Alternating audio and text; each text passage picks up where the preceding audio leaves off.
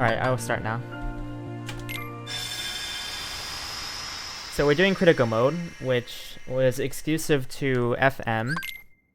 It's different than standard and proud because standard and proud both decrease your damage and make you take more damage. And that's the only difference between those and beginner mode. But on critical mode, they added a ton of different, I guess, differences to the gameplay that make it a lot more interesting. And it's also the hardest difficulty. Also, at the start of the run here, we're doing RNG manip. It's not applicable for like the entire run, and besides the first 3 or so fights. But it is important that you start the game from rebooting the game, so the RNG is right. Thanks, Nick. I'll get more into what critical mode changes later on, but yo, thank you for the 5 gift subs, Seth. Holy cow. Didn't expect that. Thank you, Seth. So this is the first Dusk fight of the game. Right now we have the Struggle Bat, which can't hurt the nobody. So we're also death abusing in this fight, because certain fights in this game, you don't have to actually win to progress the story. So that fight right there, you can just die or get to low HP and the game progresses. And because we're on critical mode, it's a lot faster to do it that way rather than actually fight the Dusk. And as you saw right there, we got the Keyblade and we were able to beat him. So we're in Roxas World, and we're not playing as the protagonist yet. The first 16 minutes or so of the run is pretty much like a tutorial. So right here we're doing a job, and at this point in the game, they tell you to do, I think, get a certain amount of money, and if you get that amount of money, then you'll get an AP up. However, you only need to do one job in order to progress the story. And you missed out on an AP up, but we don't need it for the run, so we just do one job and then go up to Hainer.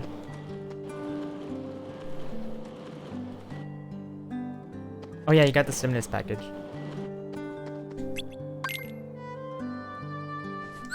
So also another thing to note is that this run is on the PS4, and this game was released many times on different consoles, but the PS4 version, which is the newest version, has incredibly fast loads compared to every other version of the game.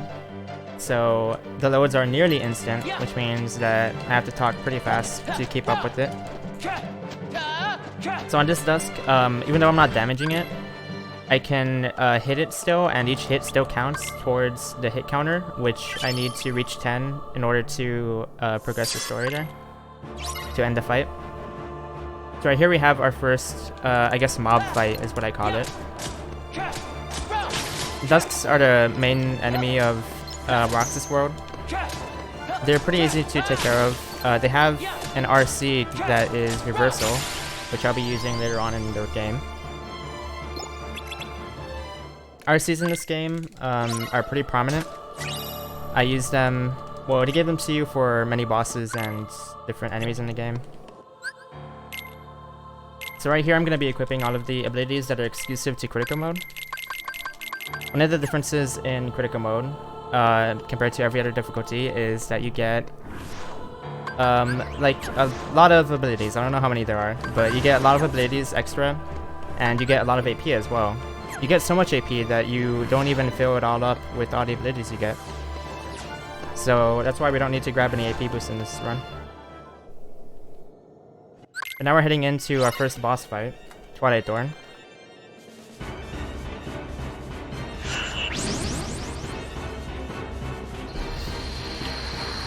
So the first like minute or first bit of this fight is just RCs. And kind of a cool little cutscene here. This will probably be a good time for donations. There's a lot of times for donations in this run. Well, sort of. Like, you have the gummies, which I think is already enough, because we're not doing anything like special. Normally in GDQs they do Disney songs. Yeah, hi everyone.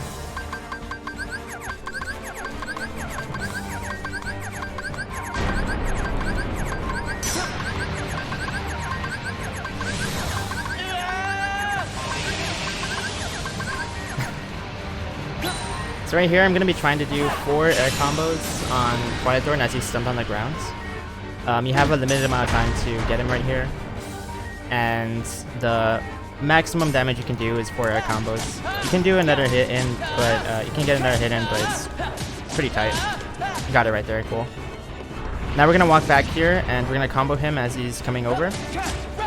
And so he has these vines, which we'll see later on in the game as well. But we want to avoid them because they push you away from his head. And we also want to avoid these creepers. So I got hit by one, and see how far it knocked me back. It's pretty far. You want to avoid the creepers and knock them away. But unfortunately I didn't get very good luck there. Alright, not too bad. So there's one spot on his head where the vines won't hit you. Or he won't spawn many vines. And that was where I was trying to combo him. Oops.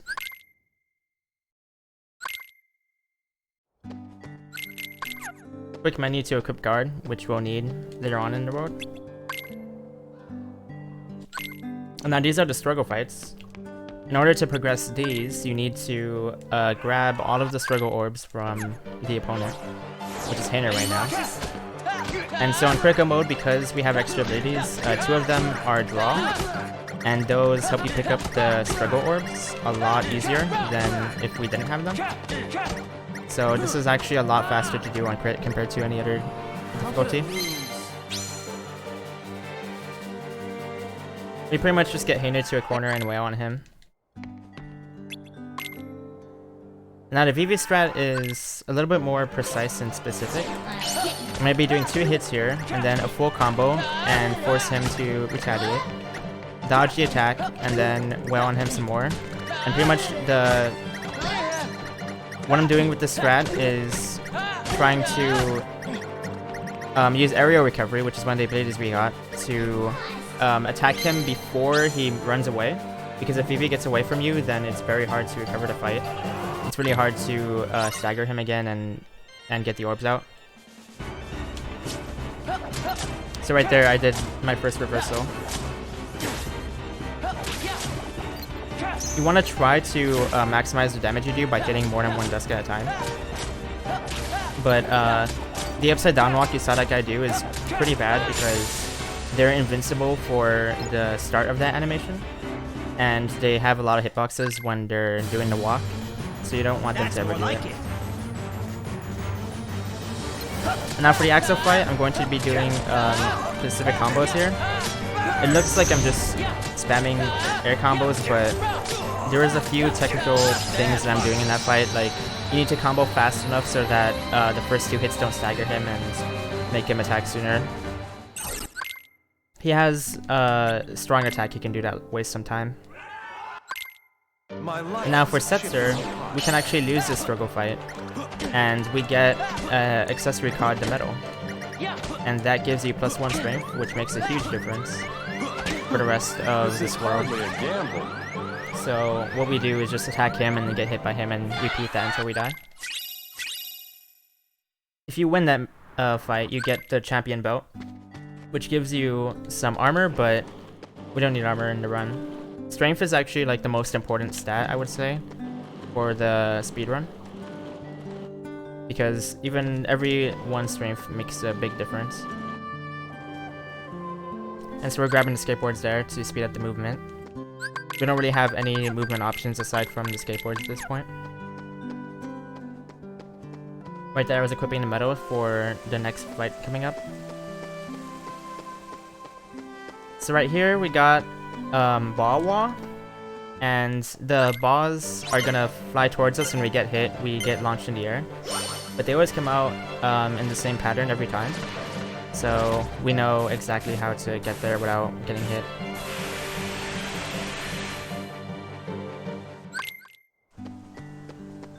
And right now my command menu only has items and attack. We'll be filling it up a lot more and have another side of the menu as well later on in the game, but because we're still in sort of the tutorial section, we don't have many options for combat. Alright, so I wasn't quite able to get all 3 of the VBs there. So these spawns for the VBs are random, and the idea is that we want to catch them as they're moving towards us. or doing like that side hop right there, because they'll do that and then immediately attack after. And if we're able to catch them before they attack, then we can save the time of waiting.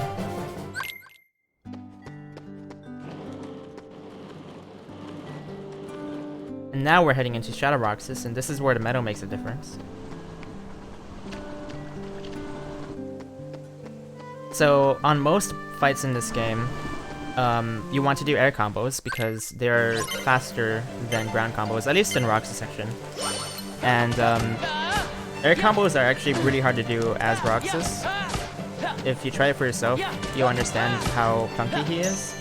But because of that, these air combos right here are extremely tight. So you can do ground combos to be safer, but air combos are more optimal.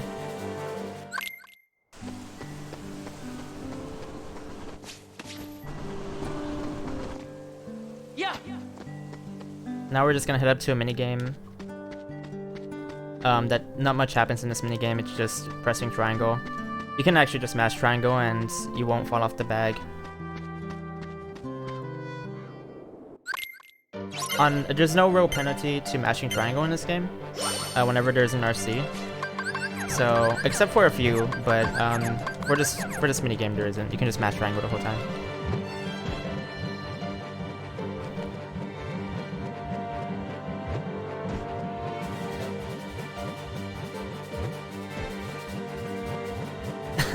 Yeah, I think a lot of people casually thought that they had to farm money because it kind of tells you to farm money, I'm pretty sure. And like you can, and you get the AP boosts, but you just don't need to.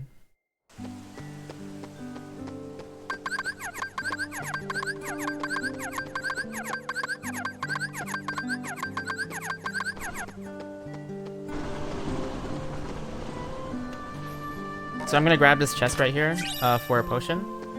The nice thing about grabbing that chest is that right now I can carry 3 items, and when I grab that chest, the second potion gets added into my inventory.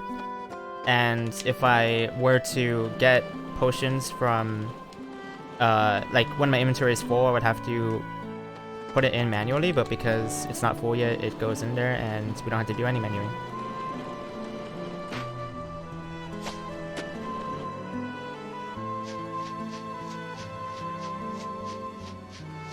Oh yeah, another thing to mention is that earlier on, before the first Dusk mob fight, I picked the shield, Dream Weapon, and that changes our ability layout for the run. So you can pick the staff, sword, or shield, but the shield is useful because it gives us a lot of abilities that will help out later, much later in the game. They don't affect the stats whatsoever though. So on this fight, we can actually die here to continue the fight, to continue the story, and that would be faster, but we want to get EXP, because EXP is pretty important in critical mode in the speedrun. In critical mode, you get 25% less EXP than any other difficulty, so we're pretty underleveled by the end, and there's a few sections in the game where we want to hit a certain level, because if we don't, then our strength, our damage output is too low to do the strats correctly. Hey, thank you, Mocha. So right there is an assassin. That's our first time seeing it, well, in the fight earlier. And they can actually do a lot of damage to you this early in the game. You can get one-shot by it. They have a few attacks that can combo you and stuff, so... it may not look difficult when you see speedrunners do it, but it's actually pretty hard to survive a lot of fights in critical mode. Like if you see me get hit by an assassin, it'll take a lot of HP off me.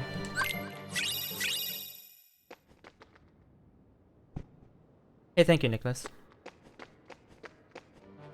So now we're heading to the basement, which is pretty much the last fight before we get to Sora.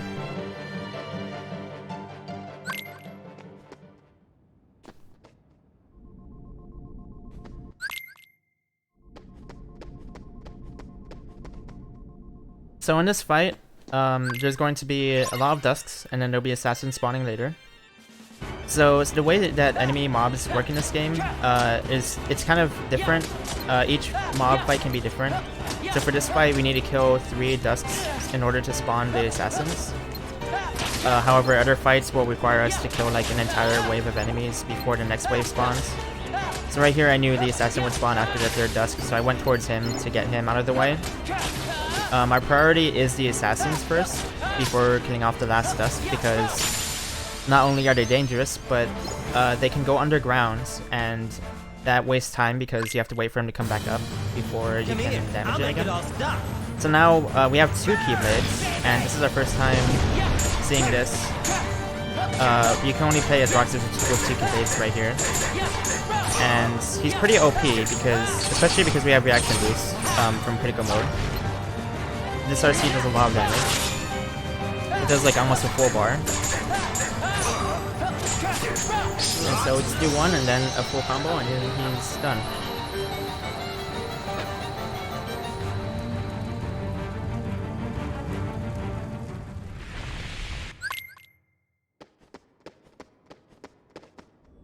Now we get to play as Sora.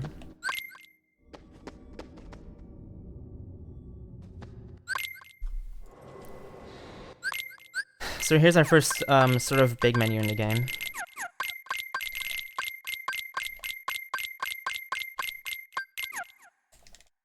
So I take off all my party members' items because it's much more useful for me to have them than for them to use them.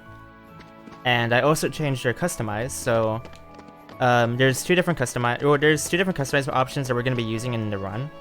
They have a couple more, but so Sora Attack is what allows Sora Attack will make the party members not attack pretty much at all, and Party Attack will make the party members attack hardest that you are not attacking. So I put Goofy to Party Attack and Donald to Sora Attack because Goofy doesn't really make much of a difference right here. But Donald, if he were on Party Attack, then he would make dying a lot harder. And we want to die on these next fights because it's a lot faster than fighting the fights out. Yo, thank you for the raid, Captain.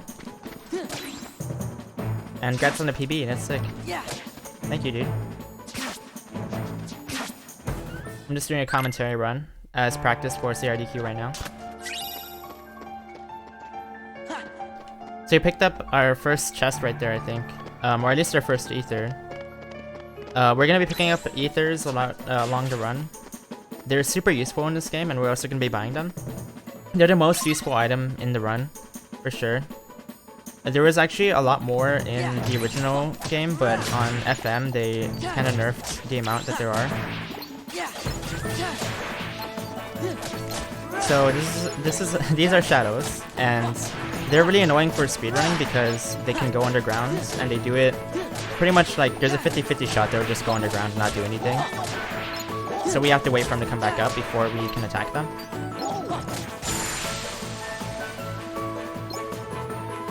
Thanks, Captain. I'm gonna go ahead and put Donald back to Party Attack because he is really useful on the shadows. His thunder will almost one-shot every shadow here. So coming up in this room, there's gonna be a new enemy called Soldier, which are returning from KH1. If we do 3 hits on them, they should do the Cyclone RC, just like that, and that will one-shot everything in this room. So we try to bait that out on the soldier, and then we'll use it to clear everything really fast.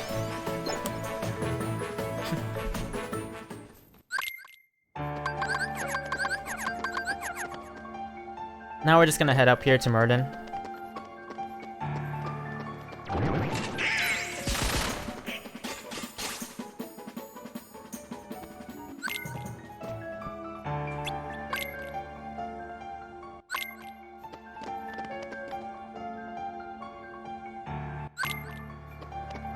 We're gonna get our actual KH2 outfit because this whole time Sora has been wearing the same clothes from KH1. I think anyway. Alright.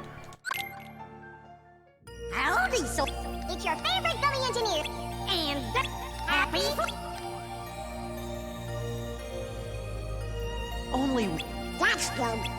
Wait. So in the Gummy World map, you can actually lock onto a world and press circle to warp to it, and that's a lot faster than just moving around a world, like right there. So right here I'm using Vader form for movement and also for the fight coming up.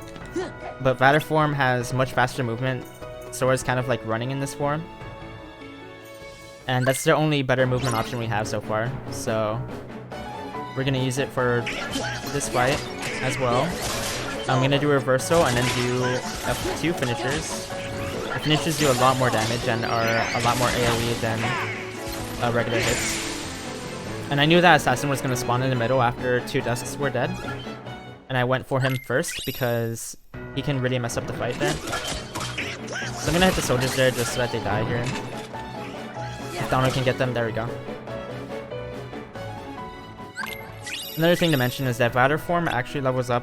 So every drive form in this game levels up from a different method. Something different will give them EXP. So for Vader form, it levels up by the amount of hits that you do. So the hits on that soldier actually gave us more Vader EXP. Okay, so here we have Leon helping us out for the Bailey fight. We want him to go towards the gate so that he doesn't knock the nobodies really far away and kind of spread them apart. So he's giving us kind of bad luck right here. Both Leon and the security system can kind of mess up this fight if they want to. Lizards are optimal to attack nobodies from far away as well as hit more than one at a time when they're lined up. So these samurai have an RC called Dual Stance, and if you do the minigame correctly, it will one-shot and do splash damage around the samurai. And that helps a ton with this fight. Now, it looks like we're almost done, but we're not. We need to kill the creepers there in order for the last wave of dusks to spawn. So optimally, they would have been dead earlier on, but I chose to kill the samurai first.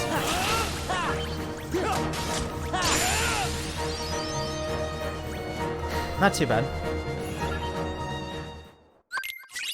Miscrit or Proud, better if you want to enjoy the story without dying.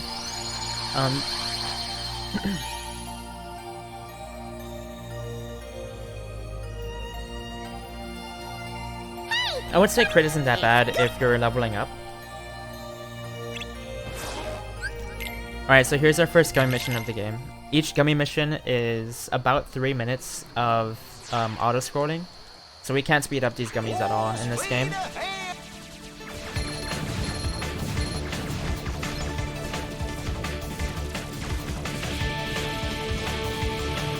Yeah, I would say critical mode is fun if you are the right level.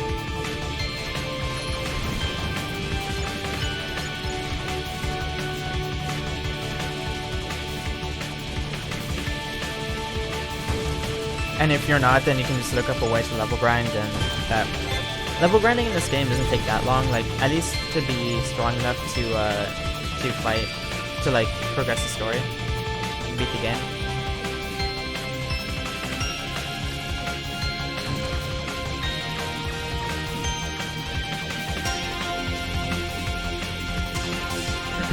So in these gummies, I guess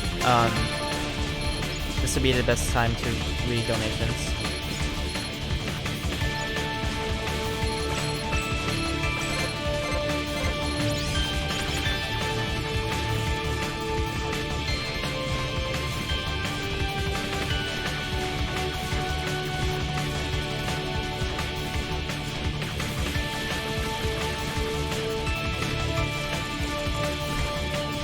It's really hard to play and talk at the same time.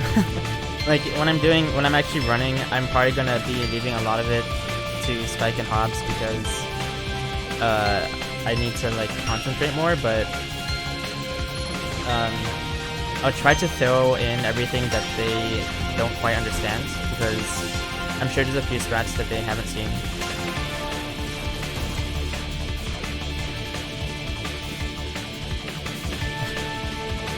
We have a $5 donation from number 14 that says, "What would you do if Deb broke into your house right now and plugged your PS4 and then said, 'Whoops, sorry, number 14, take over my bonding like that.'"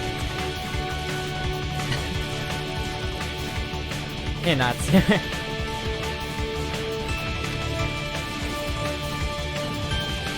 Okay, so also another thing is I'm gonna be playing everything in here safer because I'm gonna try to mimic. I'm gonna try to like mimic everything that I'm gonna do for the marathon run.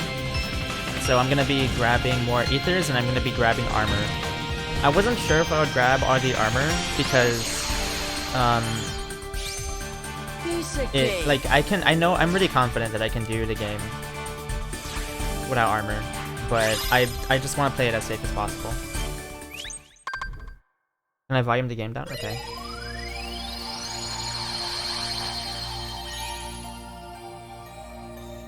That should be better. Yes, it was up. Alright. So we're putting ping to sword attack there so that she won't mess up a couple of fights coming up. Let's go. We're gonna enter Valor form here. Because it helps out with a lot of the fights. We don't have that many options for combat yet. Valor form pretty much beats out everything else we got. So we're gonna use Valor for the missions. Back off. Back off. These tents can blow up whenever you hit them with a finisher, and they do a ton of... Well, they knock enemies up in the air, so it's useful for the shadows because they tend to go underground.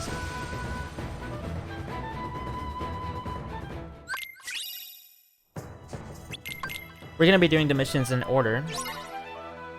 So these are Nightwalkers, and they can do a lot of damage. They can two-shot you. So we want to get rid of them as soon as possible. They're our priority. And you saw right there, I got level 2 Valor, which is good. We need level 2 for straight after the missions. We're gonna be using Valor again. And so leveling up drive forms in this game will increase the amount of time you can spend in the drive form. Alright, Donald's helping us out here. Oh, so I switched in Donald after I reverted from Valor form because Donald's Thunder is a lot stronger than anything that Goofy will use.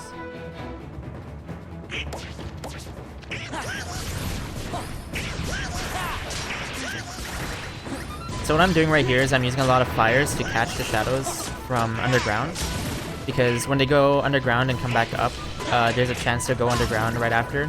But if I use fire before they go underground again, I'll be able to catch them before they're able to, and then save some time there. I'm gonna potion here. I was probably in range to die in one hit, so I'll get rid of the Nightwalker here before getting the Assault Rider. So these Assault Riders are very dangerous. Once you reach about half of their HP, they'll do this fire, like smash on the ground, and that can one-shot you on crit.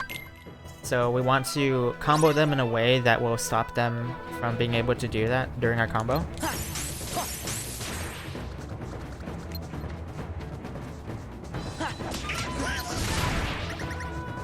So in this mission, we're taking out these shadows one by one. You have to sort of find where they are, but they usually spawn in around the same area. Donald helps us out the most in this mission if he wants to.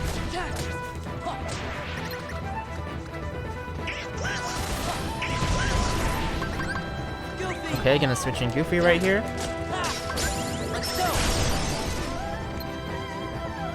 So I switched in Goofy because in order to use Drive Forms, you will need party members. And for Valor Form, we need Goofy out. So he disappears from your party and pretty much like powers Sora up. And we're gonna be using this to get past the mountain climb here.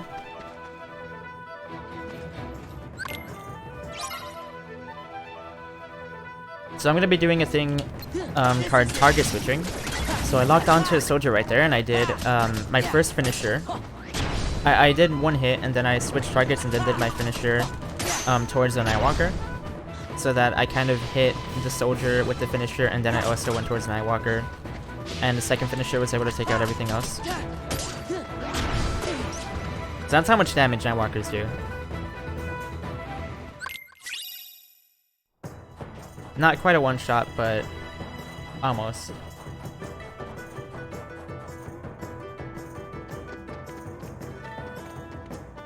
We were able to keep Vital Form to the cave fight, which helps because it has faster movement. And we reverted Vital Form because this fight only allows us to have Ping in our party. And like I said, you need Goofy in your party for Vital Form, so it just automatically reverts you. But it also gave me my drive back. If you get reverted, not from your form running out, but instead from party members not being there, then you will get your drive back automatically, which is incredibly useful on the run, and we'll be taking advantage of it a lot more. Alright, I ran out of MP here. Fire is really useful on these shadows, but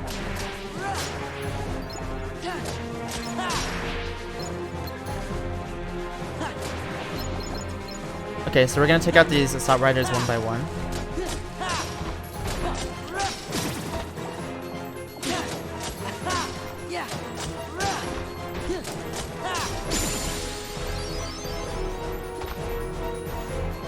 Hi, Star.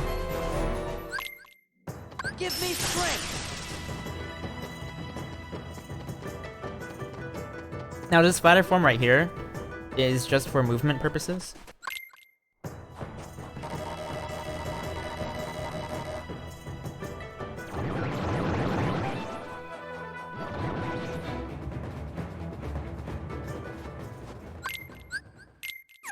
Now in this fight, we're going to be taking care of these Heartless, and it's a timed fight, so no matter how many Heartless we kill, it won't end until the time limit is over.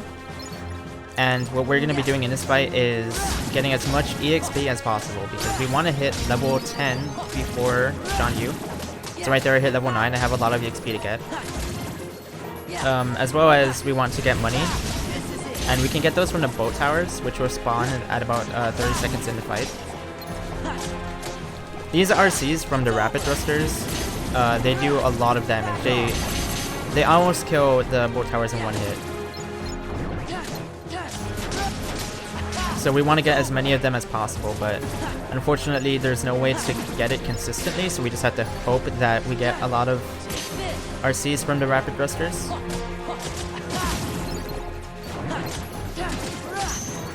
We're getting pretty lucky here. My EXP is about there now, so we're good on that for Shan Yu.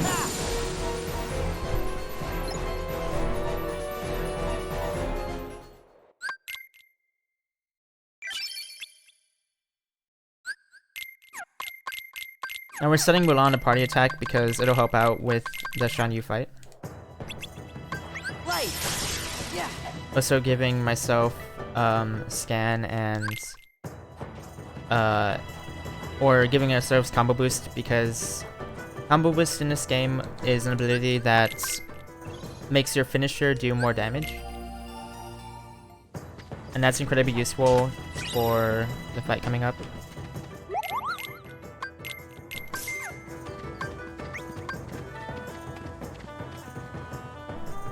Right here I'm gonna do a slide dash for movement's sake. See, I got hit by the assault rider. That was a good movement boost, or damage boost. Much faster than just walking.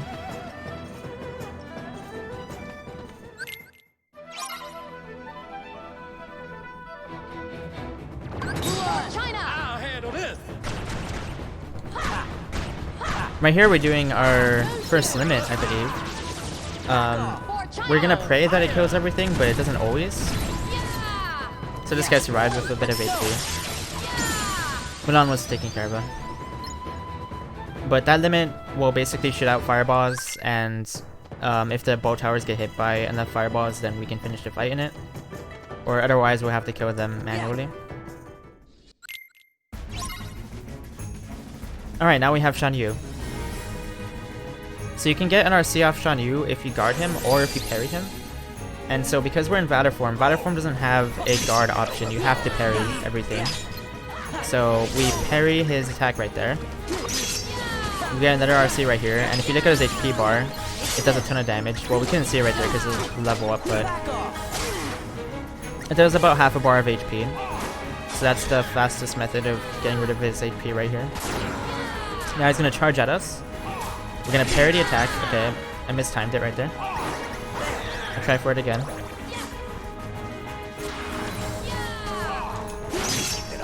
And now we can do one more combo and he should die. Take this. Take this. There we go.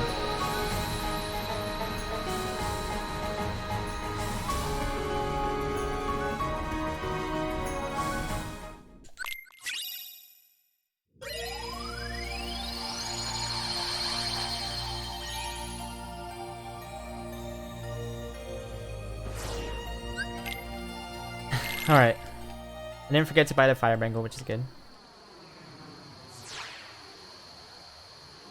Let's go. Yeah, I'm Star. I'm gonna have Spike and Hobbs.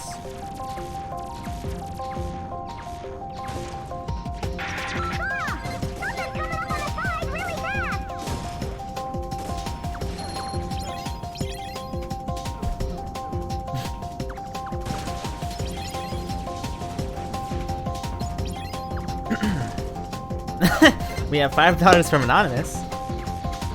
That's it.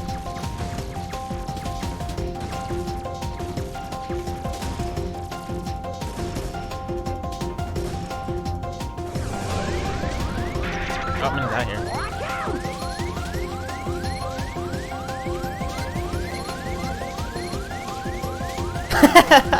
Hope the run dies.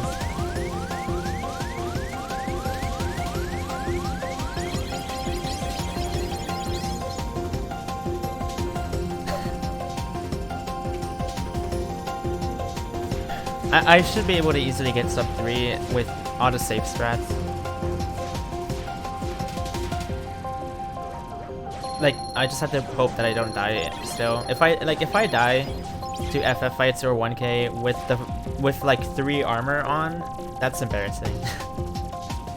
I would like, that would suck.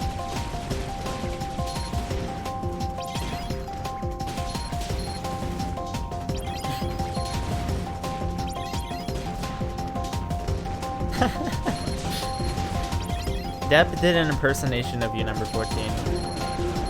And he said almost the same thing that you just said.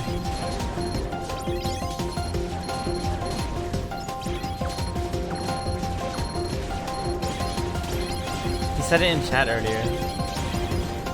It was like an impression.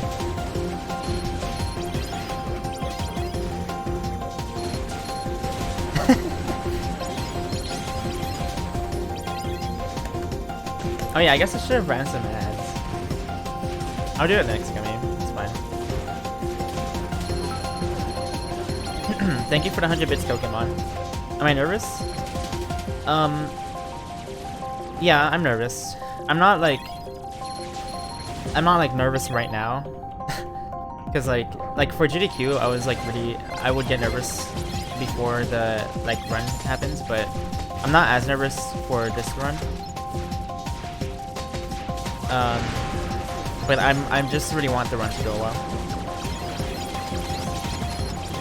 I'm trying really hard to prepare as much as I can.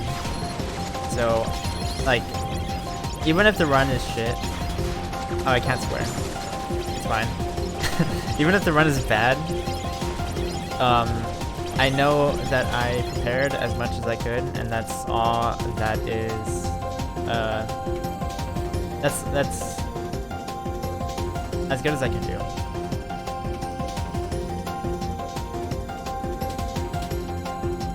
Like, as long as I know I gave it my all, that's all that matters.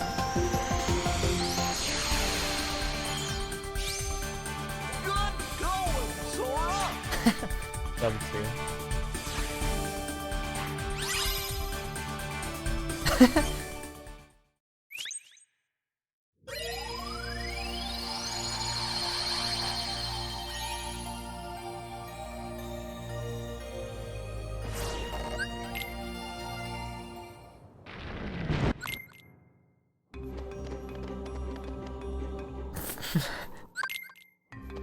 Alright, so we're gonna walk towards Hades right here. There's a lot of movement in this world, and if you look at the bottom right, our drive bar is chained up, which means that we can't use any drive forms. So we don't have any movement options right here. We have to just walk. And on our way to Hades, there's actually a couple Heartless that could kill us. So right here, a Lancer is gonna spawn, and he will chase us and try to hit us, but you can jump over it.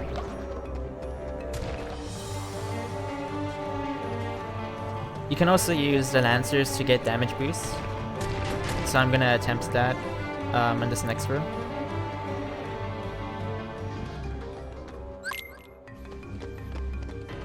There.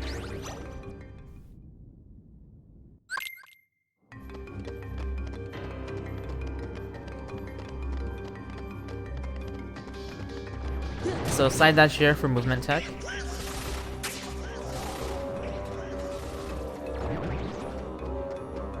And here we're gonna try a damage boost.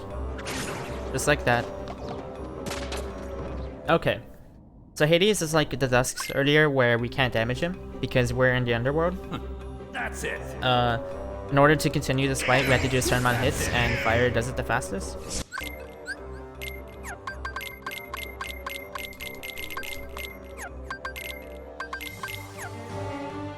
So we put on the Fire Bangle. If you don't have the Fire Bangle, you'll die in 2 hits from Hades, but with it on, we die in 3 hits instead. So optimally, you would not put on any armor in this run, but because this is a marathon run, I am going to be safe. Because this is actually one of the worst spots in the run to die to. You can lose up to about 2 or 3 minutes if you die here. So this fight is also very dangerous because Hades will be shooting fireballs at you for the whole time. We're using fires here to catch the Lancers, and now we're gonna go straight into a limit because Hades was throwing a fireball right there, and if we didn't, we would have gotten hit. So the Lancers have an RC called Lance Tug, and it does a lot of AoE damage, so we'll use it whenever we can. And if you don't use it, then their attack can kill you really fast. These bats also have an RC called Batcry, and Batcry is the best RC that we have in this fight. It kills everything in almost 1 hit, everything aside from this Nard body.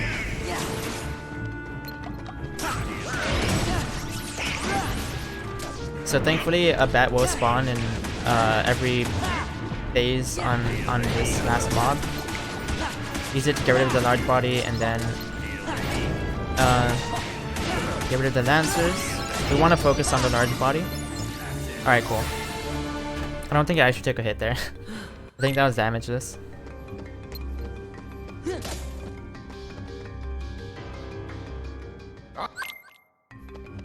That large body can actually one-shot you, I'm pretty sure, even with the Fire Bangle.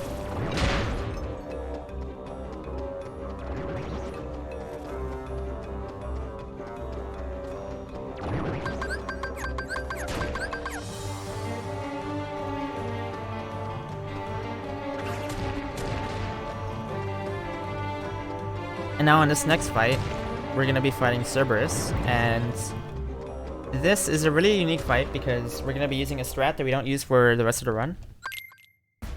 Now in this game, you can get Mickey on certain fights, like maybe 10 fights you can get Mickey on, and the first time that you die in any of the fights you can get Mickey on, you will always get Mickey. There is no chance of you not getting Mickey right here. But the second time you try to get Mickey, it diminishes each time, so I believe the second time is like 80% and it goes down more and more. So we don't want to rely on RNG for getting Mickey again. And also, Mickey does a lot of damage to Cerberus. The way that scaling works in this game, Mickey actually does a lot of damage early game, but later on in the game his orbs won't do much compared to what Sora can do. So we won't want to rely on him later in the game. Hopefully we don't get him again. But this is the only time that we actually intentionally die on a fight that you're not supposed to die to. Or a fight that you can't die to progress the story.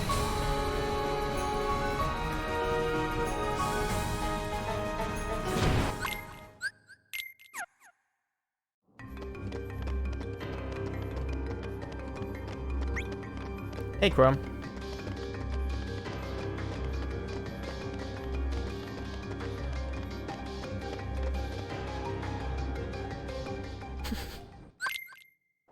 Let's go. And now when we're outside of underground, the underworld, we can use Vital Form, so we're gonna use it right here just for movement.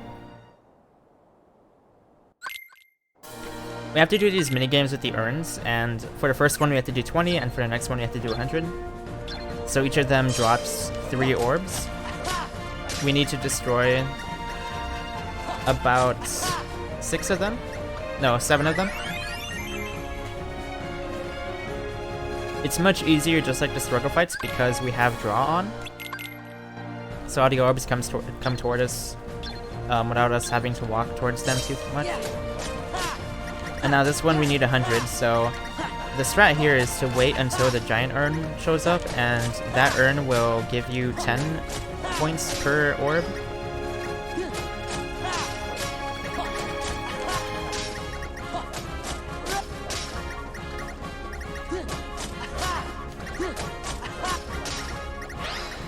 Here it is.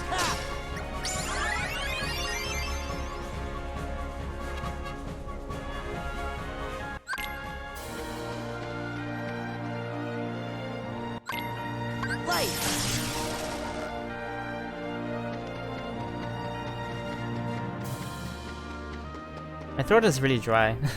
I think I need water. I have coffee here, but... There.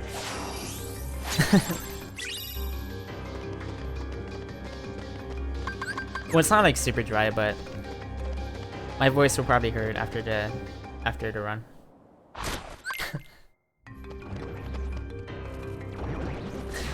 Alright, like I said before, there's a lot of walking in this world. Gonna be picking up an ether here.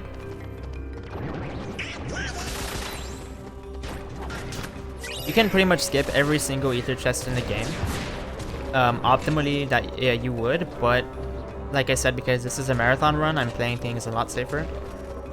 It doesn't waste that much time to pick up ether chests.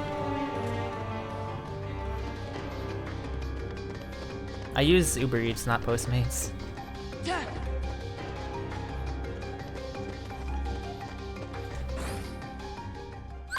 And now we have Demix right here. We're not actually fighting Demix, but we're gonna fight his clones. So his clones will, whenever you hit them, they'll have this RC called Wild Dance. And so this RC will destroy all the clones in one hit. This is the fastest way to get rid of them, but the direction that Sora goes after he does Wild Dance is random. So sometimes he'll go towards the wall, but we want him to go towards Demix because that's where the clones are. So right here, I'm on a pretty bad spot. I'm gonna try to get closer. Another thing to note is that these notes will do some attacks if you don't get rid of them fast enough. There's like a time limit, and if you don't get rid of them fast enough, they will attack. And for some reason, that attack is like the strongest attack in early game. So it will one-shot you very fast. It will one-shot you on crit. Even on a beginner, you could probably die to it. So we have to be really careful of that.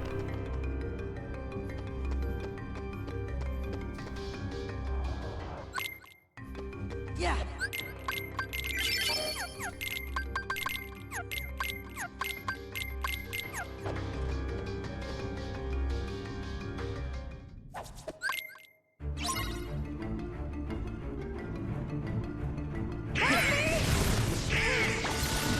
Now we have another timed fight here. We can damage Pete, but the damage that we do to Pete will not carry over to the next fight. So instead what we're gonna do is we're gonna kill all of the Heartless that Pete spawns to get more EXP. He'll spawn the next wave after a while, after you kill the first wave.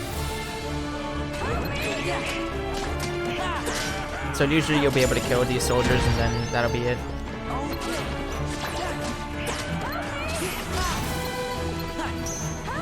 He can also like two-shot you with these bombs that he throws at you.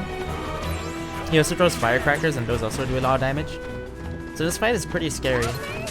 Meg also takes damage, and if she dies then you lose the fight.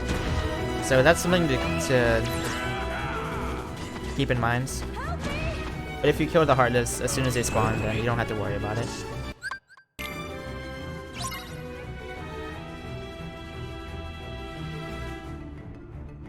Give me strength. Alright, so I got hit right there. These things... These ghosts Let's go. kill in 2 hits. Back off. And if you die to the peep fight right here, you have to start before the first peep fight.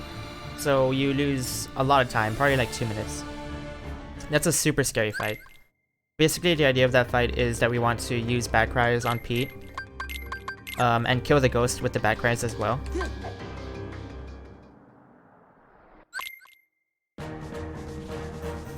Alright, so we just got ability from Pete, and that is Trinity Limit.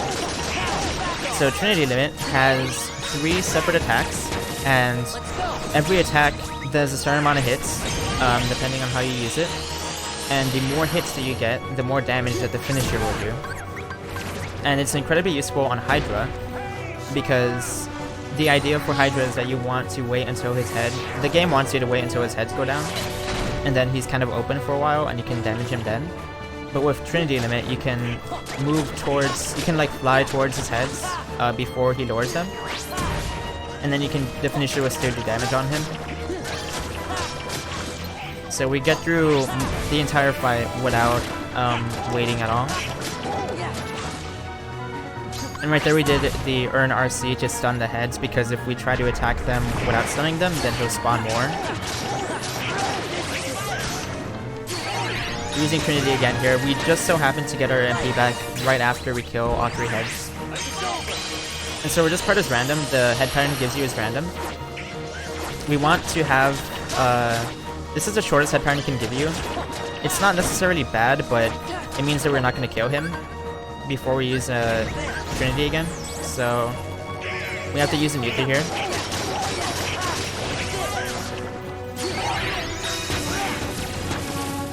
And now the fight should be over.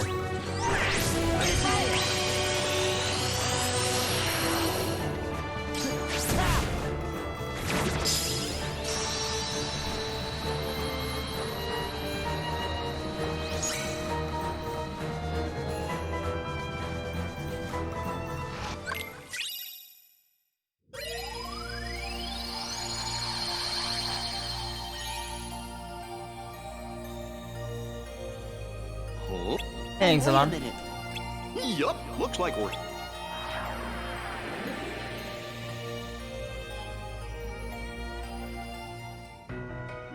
What the fuck? That's not even funny, dude.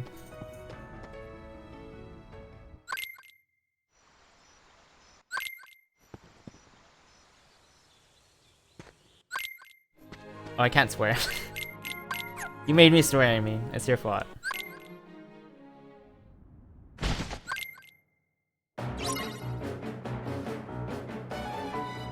No, it doesn't number 4. That's not funny. I'm gonna ban y'all if you joke about that again.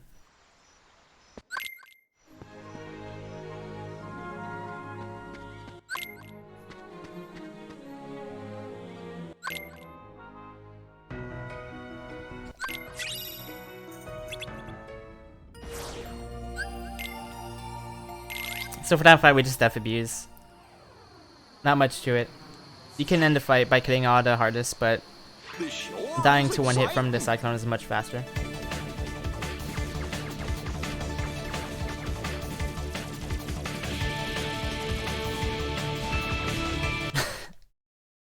Oh, freaking PS4.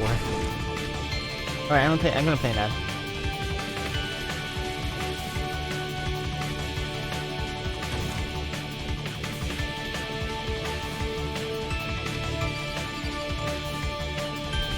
Thank you, Slick.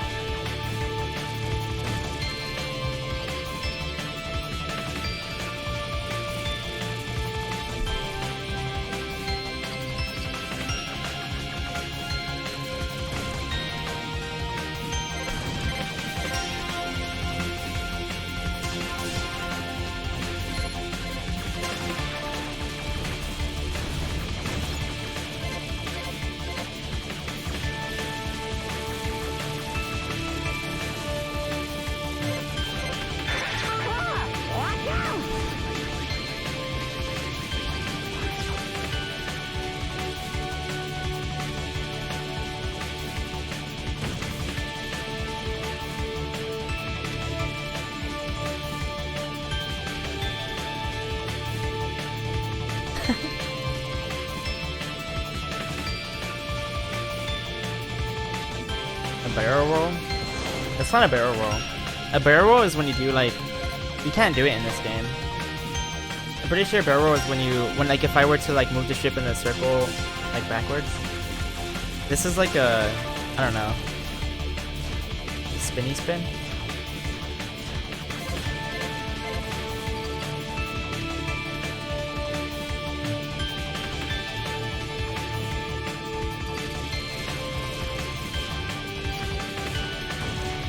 Are you doing a Trinity select?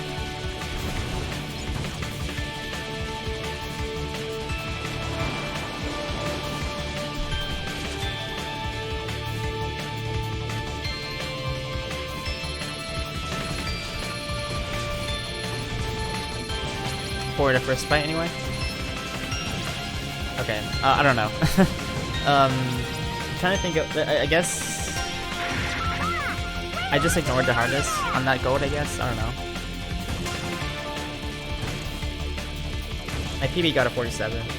Or my fake PB. I don't know what my PB got. Yeah, I'm not really sure.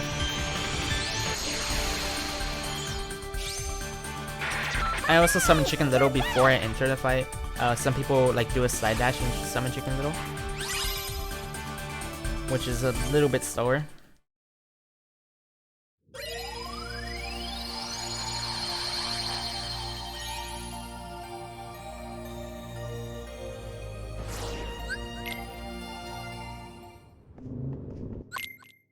Alright, so for this first fight, we're going to be using Trinity again, but we're using it for a different purpose. So we're not actually trying to do a lot of damage here, we're just trying to do a lot of hits, because this fight will end after a certain amount of hits is done. And because we're hitting them all at the same time with Trinity, we're able to end it really fast with Trinity. So right there I bought the Sardonyx ring. It gives us 1 AP, but it also gives us 1 strength. And as I mentioned before, strength is the most important stat in the game for the run. So that 1 strength is going to make a big difference when we have another accessory slot to equip it.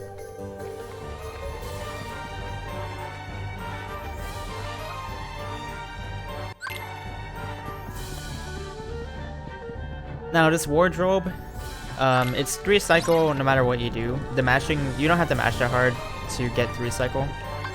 If the game really wants to, it can give you 4 cycle, but it's just RNG what you get.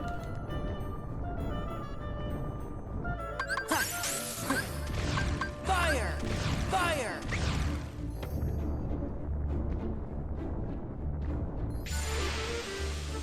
And now for this fight, we're gonna use our first summon in the run. Give me strength! We're gonna be using Chicken Little for crowd control. So he has 3 different attacks. He has a whistle, firecrackers, and a baseball. He will whistle in the gargoyles while we focus down on Thresholder. So if we didn't have him out right now, these gargoyles would be attacking us and we wouldn't be able to combo Thresholder as easy as we can. But his whistle will basically suck every enemy towards him and also stun them at the same time.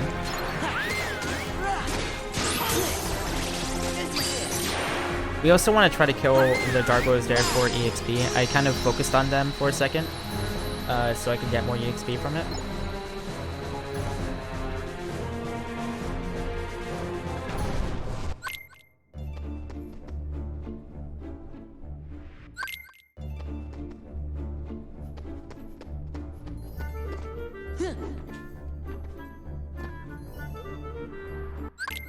Right there, all Chicken Little did was the whistle for the most part, but later on he's gonna be using the firecrackers and the baseball, and they all have their own uses.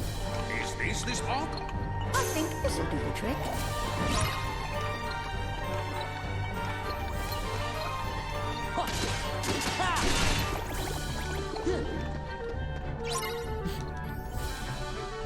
Is this the spot? I think this will do the trick.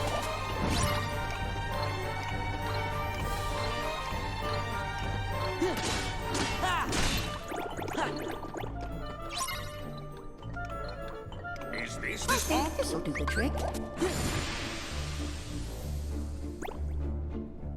So that minigame with Cogsworth is just walking over to each lamp and doing the RC on them. There's not much to it. You just want to break the boxes before they get there. You can do them all in one cycle. You don't have to go back to Cogsworth.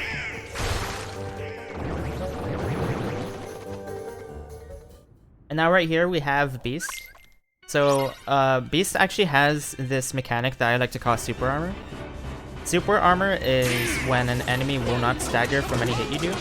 So you see right here, he's not staggering. With every hit I do, he will still try to attack me.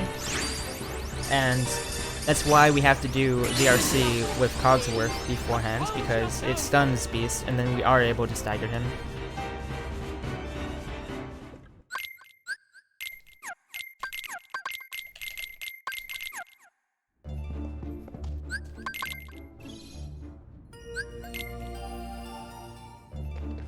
Give me strength. And now right there, oh, I made a mistake. Right here we're doing a thing called save warping. We're going to use the save point to warp to two different spots, to a different save point. That's much faster than going manually with movement, because the loads in this game are so fast that the load screen to the world map isn't a big deal. Doesn't lose much time.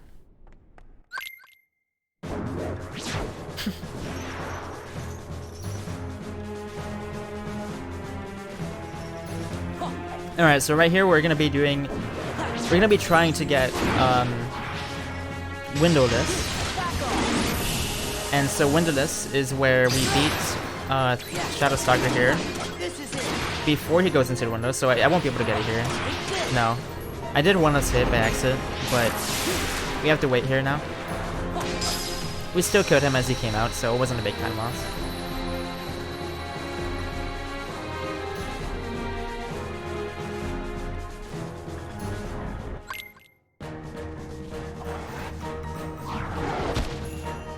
And now we have Dark Thorn.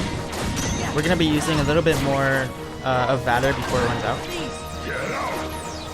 Now, as we revert, we're gonna be using Beast Limit to sort of manipulate the Red Shoulder to not do his DM.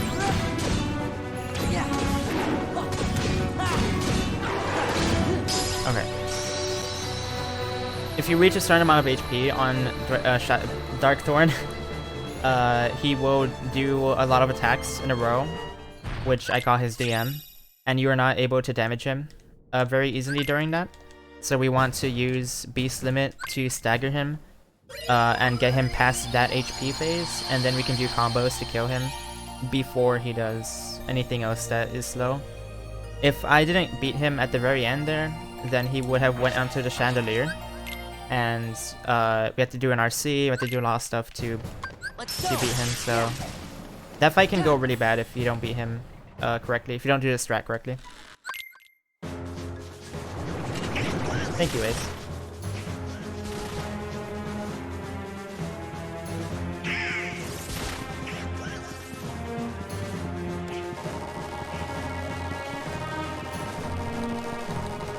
So now we're coming up to a mini escort, and there was a discovery found.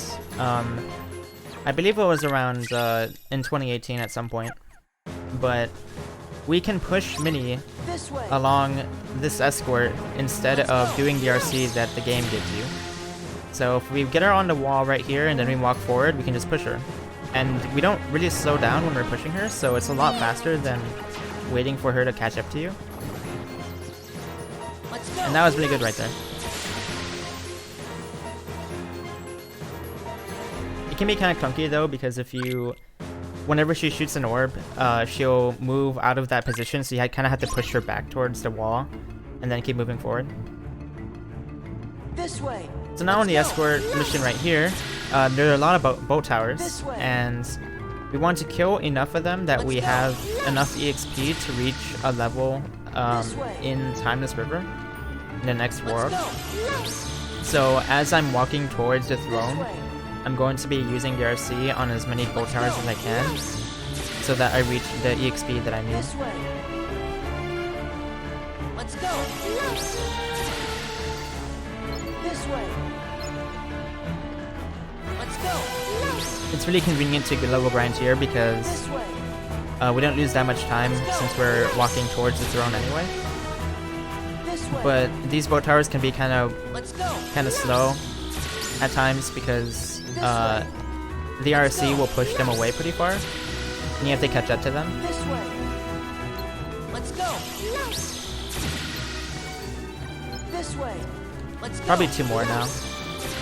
Alright. This way. Let's go.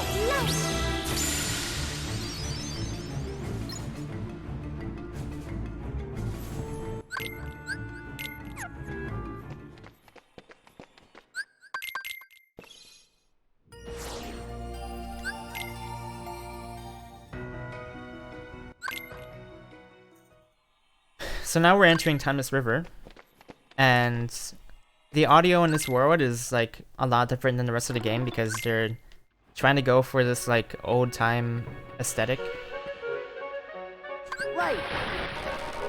And I think it was different on the PS2 version. They kind of What's that for? exaggerated it in the remake.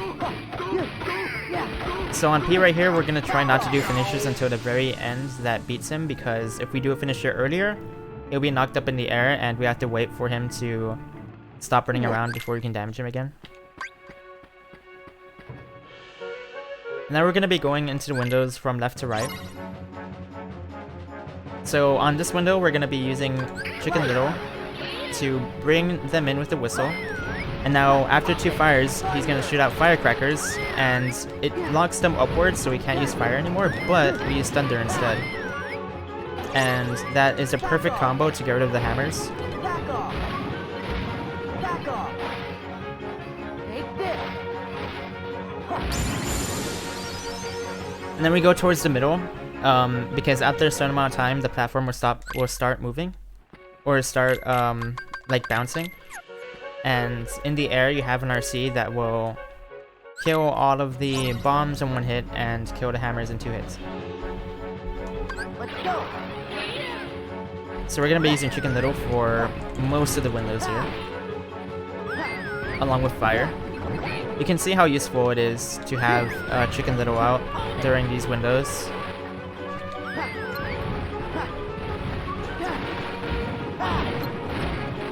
He's the best early game crowd control option that we have.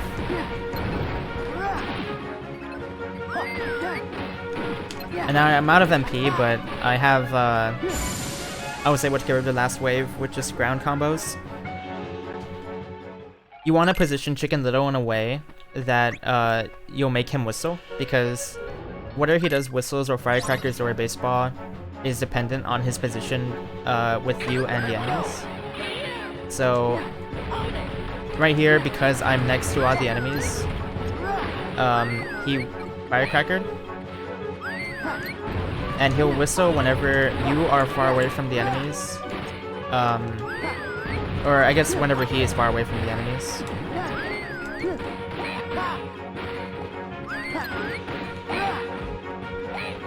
It can be difficult to make him whistle at times, but so that car right there is doing his little berserk thing. You want to try to skip it by beating the cars in the air, but he reached his HP gate while he was on the ground, so that was okay. We almost died, but...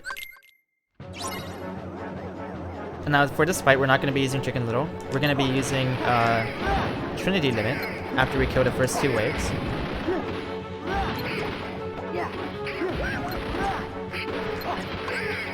Alright, so we're using it differently this time because Trinity Limit has a minimal amount of damage it will do if you don't do any hits at all. And so we try to purposely not get any hits with the limit, and then go straight to the finisher as fast as possible, so that it kills the entire wave, because it beats him in 1 hit. Could follow me if you wanted to. And if we were to get hits, then we would have to wait until the hits did damage and then it finished. You both could follow. So we're using Vital Form on this fight because Vital Form will do more damage on the crate right here. The reason it does more damage is because Vital Form has more strength because of having 2 Keyblades on. So even though I'm using 1 Keyblade to hit the crate, I still have the strength stat of having 2 Keyblades. Hey, August.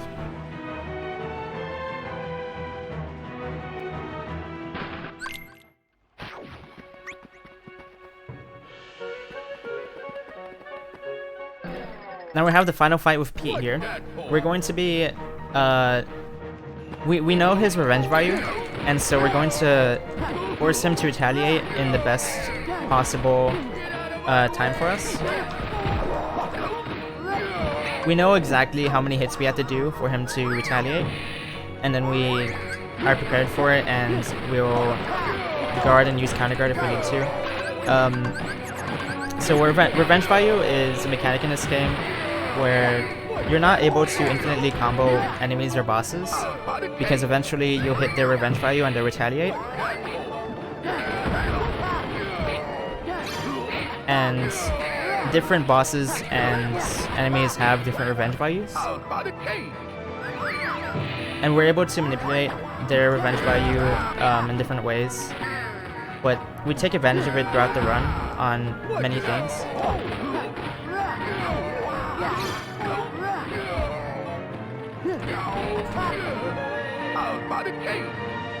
You'll see a lot more of it when we have Reflect.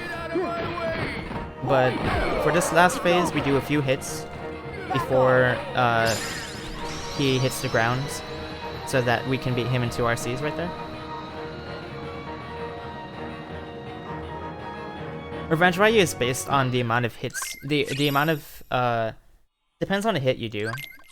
Different attacks that you do add different amounts of revenge value. So you could have an attack that does a lot of damage, but it doesn't add much revenge value, or you could have an attack that doesn't do much damage and it adds a lot of revenge value. It depends on the attack.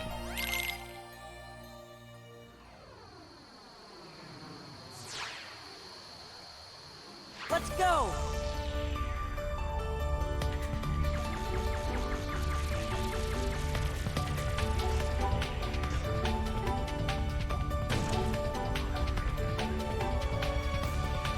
But yeah, I'll play some ads.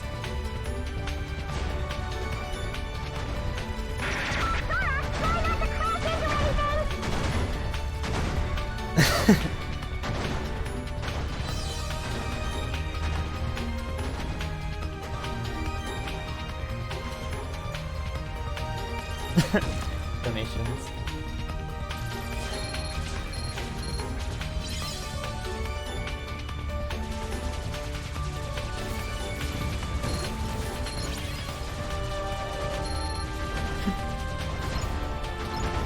I don't need water. All right, we're on okay pace. Oh yeah, we're on good pace.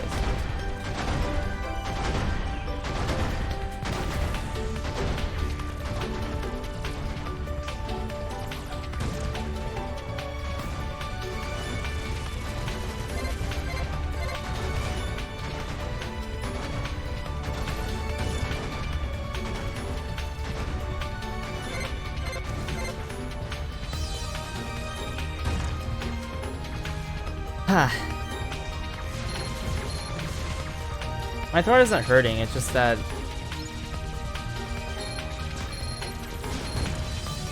I'm talking a lot. Bathroom break camera mode.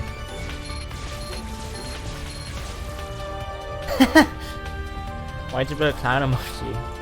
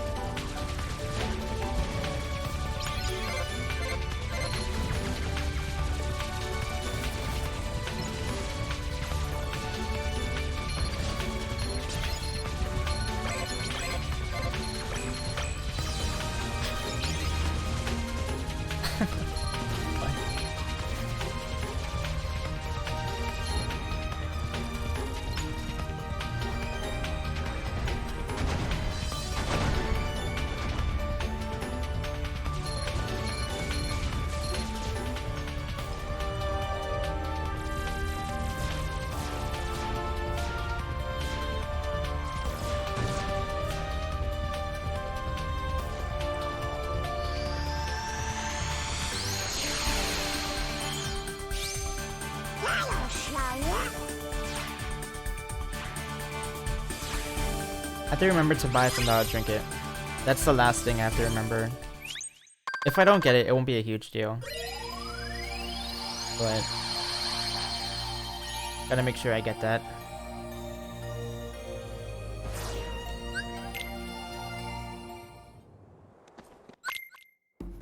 Let's go. So we're gonna start off right here in this world with Chicken Little. On his first fight, it's hit based, so I'm gonna do a slide dash into a fire, which hits everything around me, so it ends the fight really fast. And now Chicken Little is gonna whistle them in, and we're gonna do 2 blizzards and 2 thunders, which will defeat the pirates. So the pirates in this world are weak to magic. That's like the whole gimmick of this world. So for the most part, we're gonna be using thunder and blizzard. Blizzard does the most damage, or at least almost the most damage. Fire kind of makes the pirates run around, but blizzard stuns them and holds them in place, so it's a lot easier to combo them when they're frozen. In that fight, we're able to just use a lot of fires with Chicken Little. So right here, we're using a limit, and that gives us 3 summon EXP. So summons actually level up as well, and they level up based on how many drive bars you use with the summon out. So a limit uses about 3 gauges, so that gives us 3 EXP. Let's go. Free. And now right there, we target onto the pirate and shoot blizzards at him because he the targeting him will position the blizzards in a way that will hit everything. No, I'm not gonna be alone. I have 2 commentators, Spike and J Hobbs.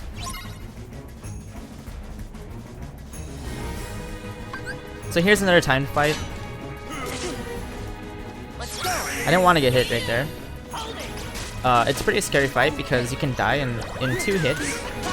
So the main goal of this fight is to get as much money and EXP as possible. I'm also grabbing this chest for the synth item, which we'll see why I did that much later in the run. But for now, we're just gonna focus down on using Chicken Little to whistle, try not to get hit, and get as much money as possible.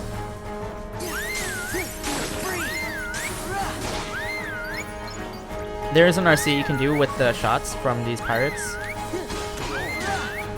and it doesn't do much damage compared to just like blizzarding, but it's good to avoid taking the shot because, like I said, that thing can 2-shot you.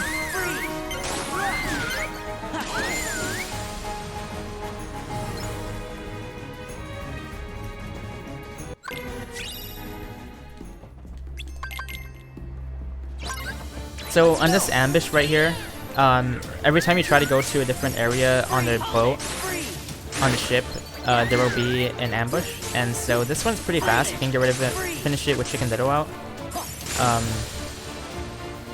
And then when because we have Chicken Little out right now, he's going to stay out for the next fight. And this is boat fight. So in this fight, Chicken Little, as you can see right there, he got hit by the pirate. And we want that to not happen because Chicken Little kind of has an HP bar with the way that his summon gauge works. So whenever Chicken Little gets hit, the summon gauge will go down, and if it reaches 0 is when we use the summon. But we want to keep Chicken Little out because if we are able to keep him out, there's an area after this fight where our party members are not in our party, and because of that we keep our drive gauge, we get it maxed out like I explained earlier in the run.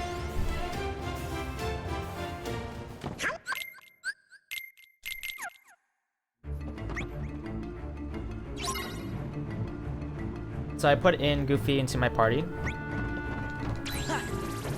I got a best segment right there. What the heck? We're putting Goofy into our party because we want to use Batter Form by the end of this fight. This is a really scary fight because you can get 2-shot here, and these things can knock you out of the barrel RC really fast. We have Goofy there, and we try to Vatter as, like, whenever we get hit, we Vatter Form to give us iframes and to give our HP back, to get our HP back. You can either kill the Heartless there and then do the RCs safely, or you just pray that the Heartless don't interrupt your RC. And that's pretty much what we do in the speedrun.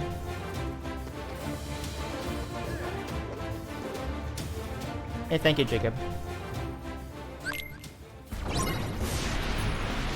Once again,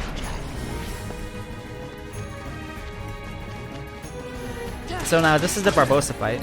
After we get rid of the Illuminator, Barbossa shows up, and he's only vulnerable in the, like, not in the shadows. it's over. That's the same mechanic as for the Pirates, but it's difficult in this fight because we have to do a lot of air combos for optimal damage, and they can knock him into the shadows really easily, which is why we move him towards this corner of the wall and just wail on him after we blizzard him. So you're able to just blizzard him right after he unfreezes and then keep attacking with no consequence on that fight.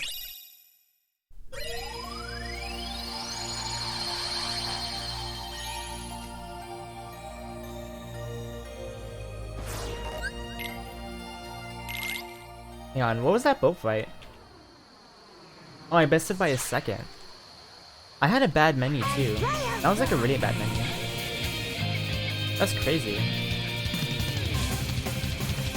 Oh yeah, I'm gonna play some ads.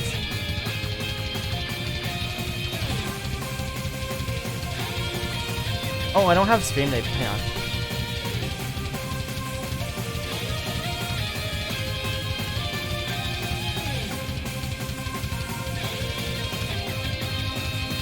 There we go.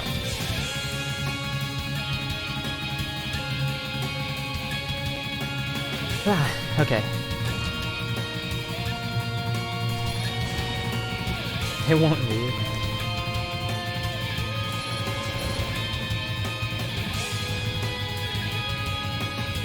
We're on good pace. We're on really good pace. I'm happy with this so far. We're easy sub 3. Easy sub 3.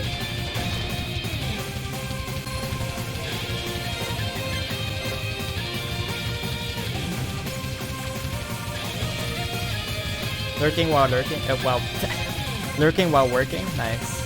Yeah, give me.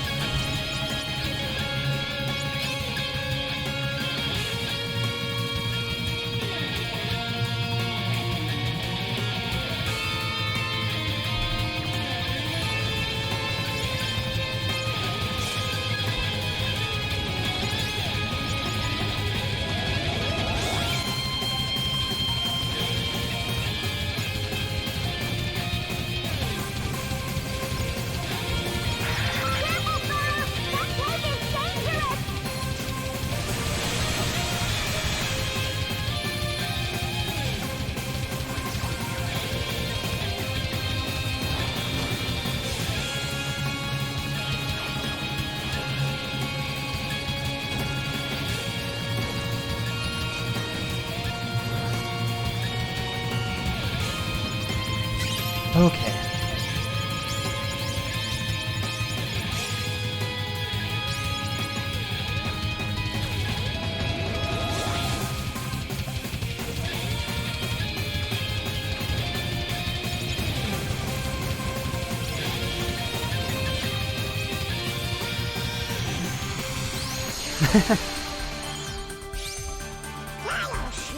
Ow. I broke my finger without even trying to do it. That was weird. I like moved my thumb in a weird way and it like hurts now. I pulled my thumb. I didn't even know that was possible. You want Hippuix to leave? So in this fight at the beginning of the world, we're gonna be death appeasing again. Right here, I'll be buying a Thunder Trinket as armor for later on in the run. It actually makes a huge difference. The difference between a 1-shot and a 2-shot.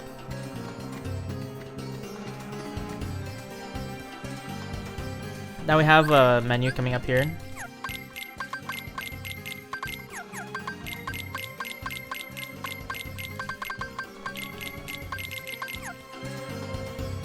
Right. Oh! Wait, I messed up the menu, hang on.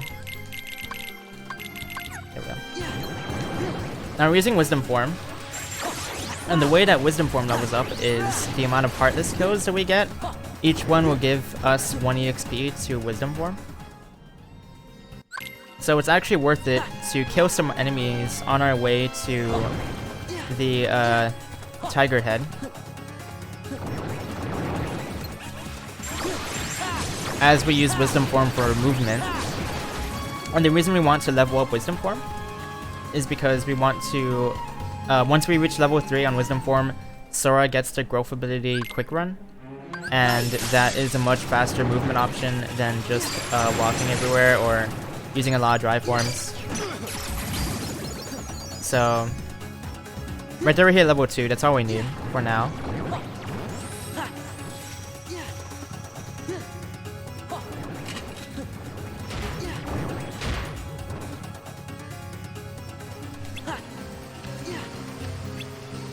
Now we have the Abu minigame here. Funnily enough, you're actually able to push Abu here. But you can't really tell as much as Mini, and it doesn't make much of a difference. But just a small thing I try to do every run.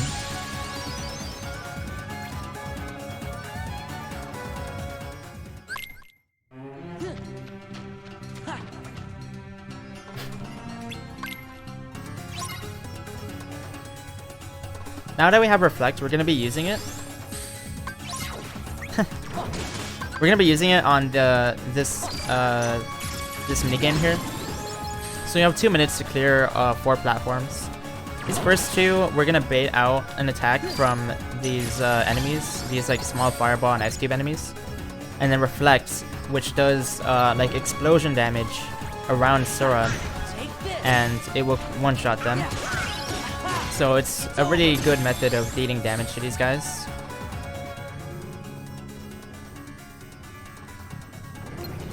Right here we're going to use a Blizzard to bait out the attack, and then Reflect and repeat.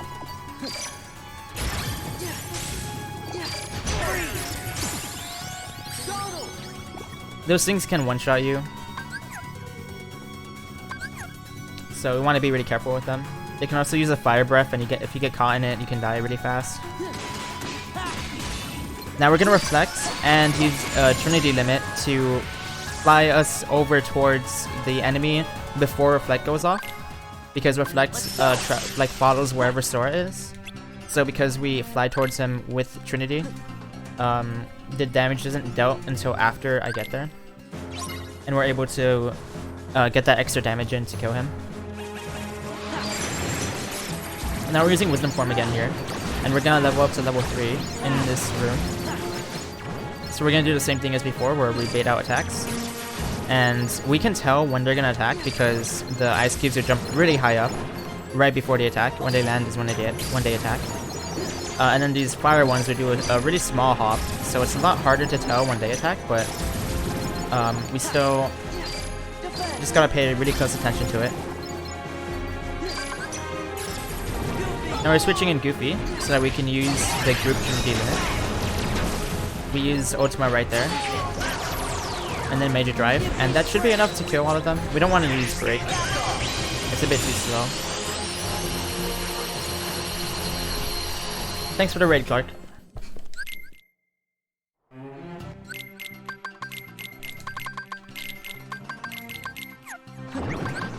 Now we're equipping Comet on Donald. So Comet gives you a lot of invincibility because the limit lasts a long time. And during the limit, you're able to combo as it's happening. So we're using it right here. We don't have to worry about getting hit by anything now because we're invincible. We're gonna end it because every time we break apart the lords here, they become really small, like particles, and you have to kill the tiny ones before they respawn as the huge one. So I used the Valor Explosion right there to try to get rid of all of the small ones. And we're trying to combo this guy as he's doing those like belly hops, I guess. Valor Form is really good with their combos, and that's why we have Heroes Crest on. Heroes Crest has air combo. It has air combo boost, which is the same as combo boost, except it works for the air.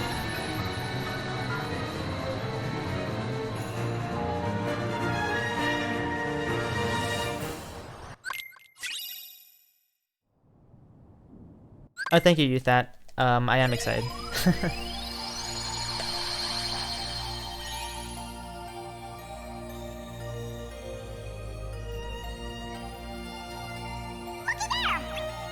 Yep, I can see.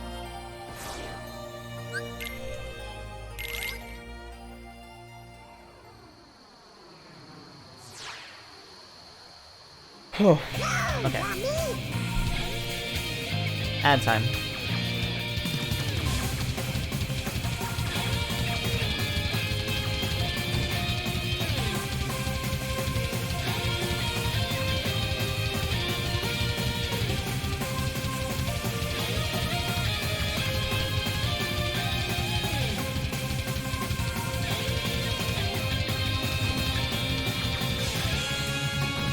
We're about halfway done.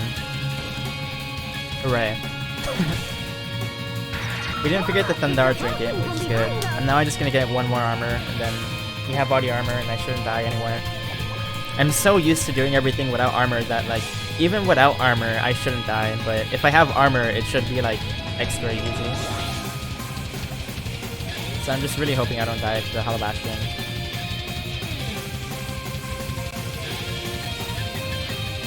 Hey, Cyprian.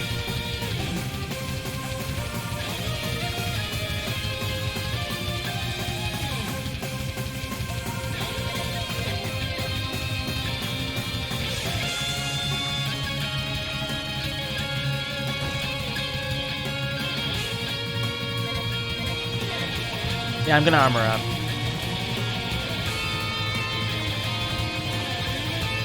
Because, like, so I was thinking about it, and I was like, I feel like if I were to grab armor or not grab armor, like, the audience, the GDQ audience won't really think anything of it.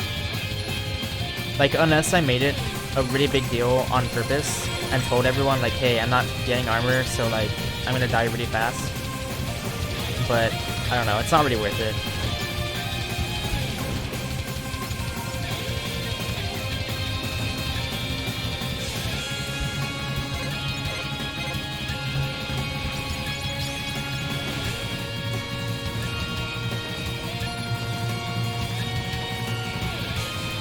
Like, I'll mention during the run, I'll say, not getting armor, I'm getting armor for safety for the marathon, but ultimately you wouldn't get armor. It just makes some fights safer because it turns 1 shots into 2 shots.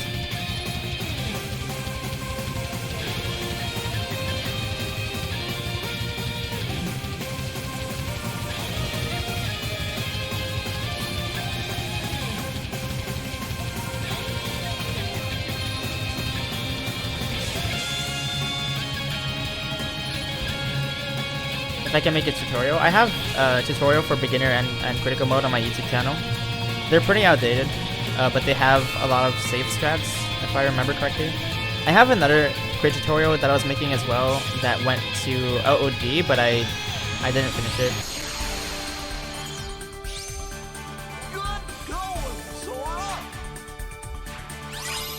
But that one is more updated.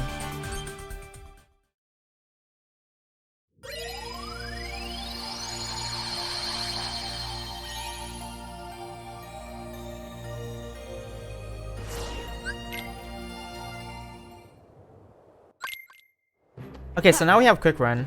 I equipped it earlier in Agrabah, but I didn't mention it. It makes movement a lot faster.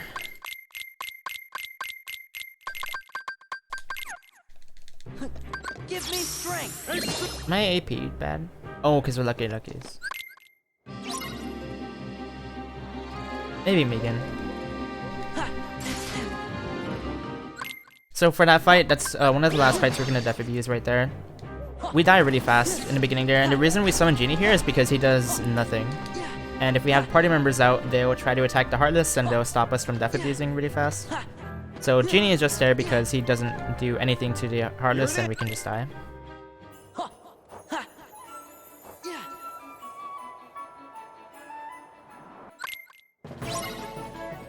Now for this fight, we're gonna wait until we see the box land on the ground, and then we're gonna slide dash and attack. We're gonna get hit here on purpose. And so in the menu earlier, I equipped EXP boost. And what that does is gives us 50% boost in EXP for every enemy that we kill. As Sora. If party members kill the Heartless, then it doesn't count. But right there, we hit level 18. It has a strength increase. And I believe every strength increase in this game is by 2. So that makes a big difference on Prison Keeper coming up. And we wouldn't hit that if I didn't put on EXP boost. Hey, Kim.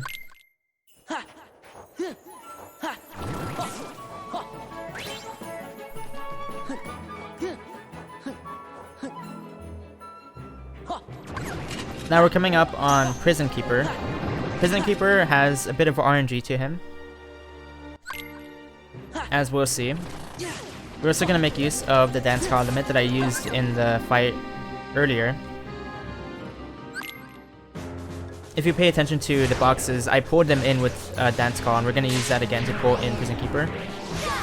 So he gave us kind of bad RNG, but he can eat one of the 3 kids to start off the fight, and he chose to eat this one, which makes him like fly up in the air. So now we're gonna use dance call, and we're gonna use the limit in a specific way. Instead of just mashing, we're not just like mashing buttons during the limit. We actually use each part of the limit on purpose in a calculated way. And now, before he switches to his next form, we want to use Batter Form and do air combos to push him into his last phase.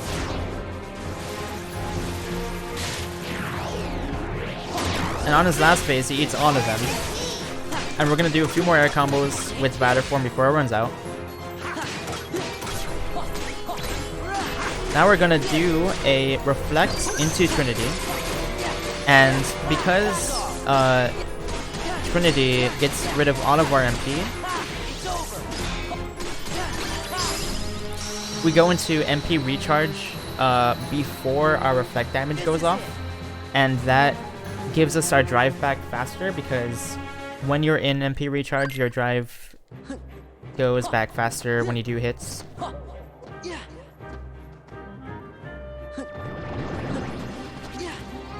We want to have 3 drive on Oogie by a certain point in the fight. So right here we're going to do save warping again. Rather than walk out all the way to Santa's house, we're just going to warp to here. Nice view from up here. That's right, away you go. So right here I'm doing thunders on him. And if you look at his HP bar, I'm not doing any damage. But if you look at my drive bar, I am getting back my drive.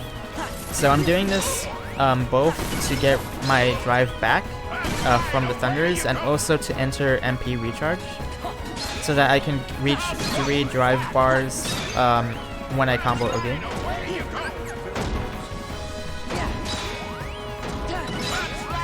So after you throw 12 presents at Oogie, you can combo him. And just like that, we reach 3 bars.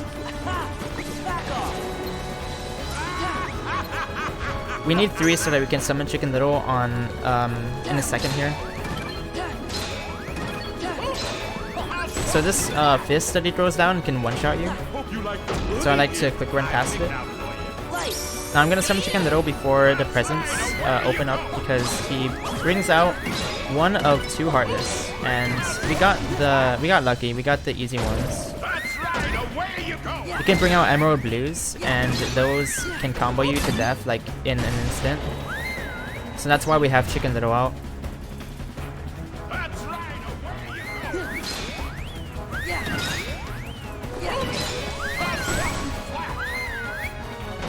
Away you go. Now instead of using Chicken Little for this next part, we're gonna be using Dance Call.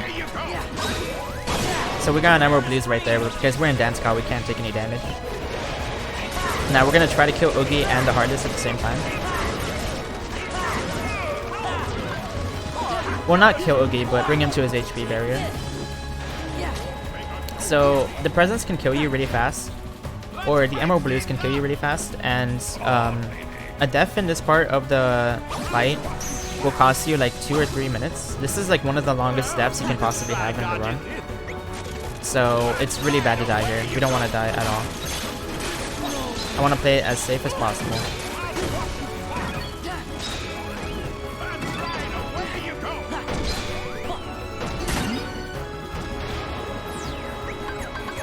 Another thing to mention is that many bosses in this game have HP barriers, so they'll either switch phases after a barrier, or they'll become invincible, or like you have to do something. They have like different mechanics tied to their HP. So for Oogie, you have to do a certain amount of HP before he goes back into his box up there. And in order to surpass an HP barrier, you have to do a finisher. A finisher can be the end of your combo, or you can also use magic. But that's a mechanic in this game, is you cannot defeat bosses with a regular attack like you can in every other KH game. You have to beat bosses with the finisher. Oh god, I split wrong. Wait, I'll just skip it. This next fight's gonna be crazy. Do more warping right there. It's pretty hard to pull off. So I'm gonna put on Magnet here. We're gonna be using Magnet a lot on Berserkers. So I'm summoning Genie because I'm gonna use Genie in a way that I get maximum damage from him by using Magnet. So I'm gonna bait out an attack, reflect it, use Magnet, and then do the Genie Infinite. Do one more reflect, try to get rid of the dust. Reflect, Blizzard, Finishing Leap. Now we're gonna do the RC. If I can grab it. There we go.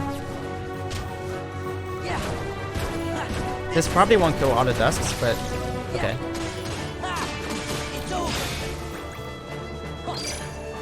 Gonna use an Ether to refill our MP. Now we're gonna do something with Magnet.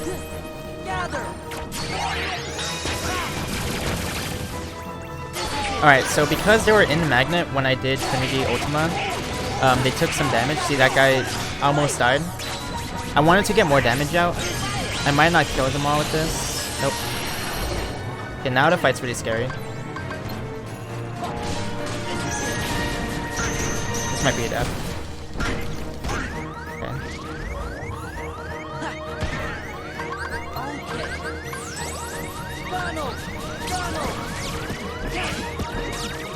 So this is how scary some fights can be if they go wrong in critical mode. If you're playing some different categories like beginner or standard, then you wouldn't be at risk of dying there as easily, but because we're on critical mode, you can die really fast if any fight goes wrong. So it's really important that you do every strat correctly. Right there I didn't position myself with the Trinity as well as I should have for the Magnet to kill the Berserkers. But if you position yourself correctly, you can actually kill the Berserkers before even finishing the Trinity unit. Because what happens is that Ultima will knock the Berserkers in and out of the Magnet multiple times every second, and it does a lot of damage. But you need to be in the perfect position to make it work. Light. I'm not sure what level I am yet. Or like right now. Probably around like 20-ish. Hey, thanks, Wingo.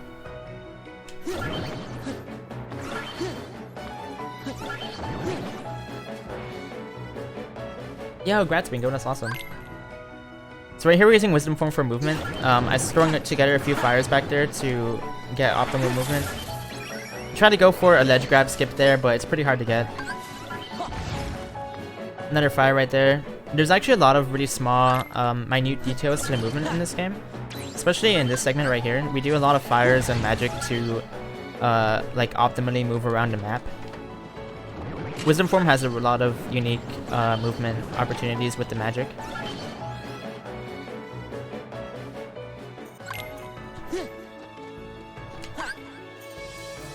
It's alright, Ringo. Don't worry about it, dude. It's alright.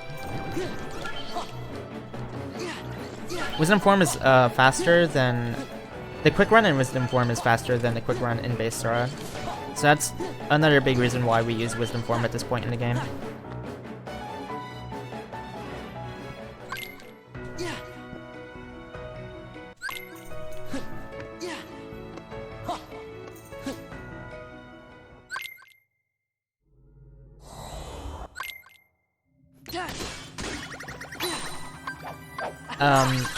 This minigame right here is like really fast. You just do a slide dash into the wall, grab the orbs, and then press triangle.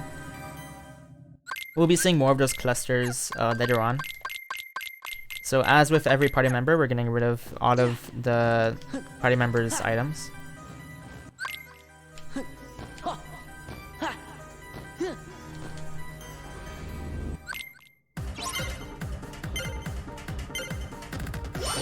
So for this minigame, we're going to be... you're supposed to watch the red box and then do a finisher on it to finish the minigame.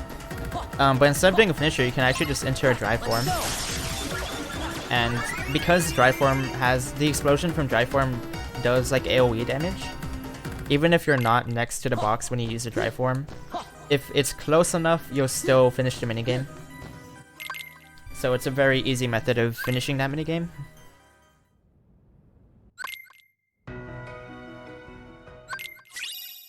Right there we just got Master Form. We got Limit Form earlier too. Limit Form is like a callback to KH1 Sora. And it's actually unique in that you don't need any party members to use Limit Form. And then Master Form uses both party members. So right here we have Light Cycle. This is a really scary part of the run, especially if you're not too familiar with the minigame. Because right there, as you can see, you die in 2 hits. So now that I got hit once, I can die in any other hit. But thankfully Light Cycle is, like, it will go the same way every time. There is no RNG in the minigame.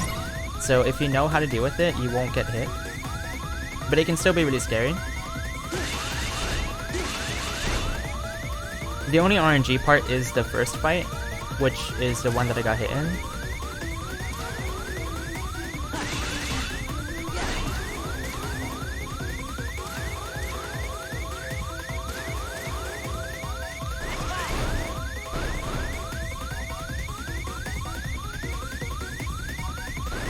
Alright. There's a hard part towards the end of the minigame that can be really scary if you're in one-shot range, but it should be fine. So there's a boost I can do here. I'm gonna try it. Actually, I'm not going to. There's a boost you can do, if you hit the shield on the green guys, and it will like lunge you towards the wall, but if you turn at the right time, you'll move really fast. But it's not worth going for when I have 1 HP because I could get hit into the wall and die. But we're pretty much home free now. We got past everything. Now I can just shield the 2 guys over here.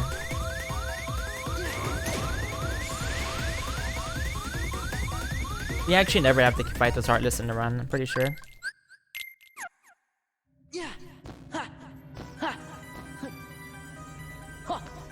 Alright, now we're heading towards EXP grinding segment. We grabbed Stitch earlier. He was a big chest back before I got to Light Cycle. Give me strength. And we grabbed him for this one fight. I don't think we'll be using him at all, aside from this one fight. And so the reason we grabbed him is because for most summons, in fact, I think every other summon is going to throw you a potion when you're at low HP. But Stitch doesn't. Your HP does not get refilled when you're at low HP with Stitch out. It actually refills your HP like really slowly over time, and you'll see me get back HP really slow. So by the end of the fight, I'll have a little bit more HP, but we mainly have him out. Also for the fact that he can lick Sora, and that gives us back our MP, so we don't have to waste a ton of ethers here. And the reason we need a ton of MP is because we are gonna spam Magnet Finishing Leap over and over on these guys until we reach the level that we need. And we're at low HP to take advantage of EXP boost.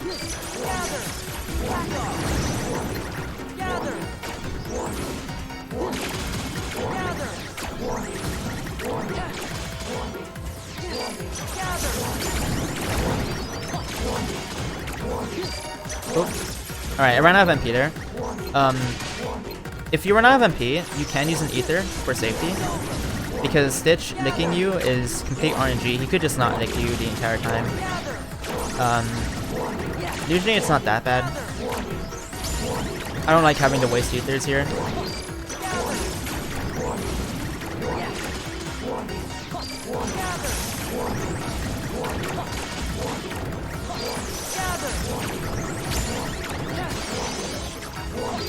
So we're looking for about, I'll do one more.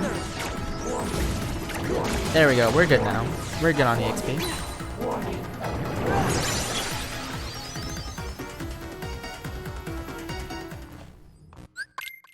Yeah, 50% EXP.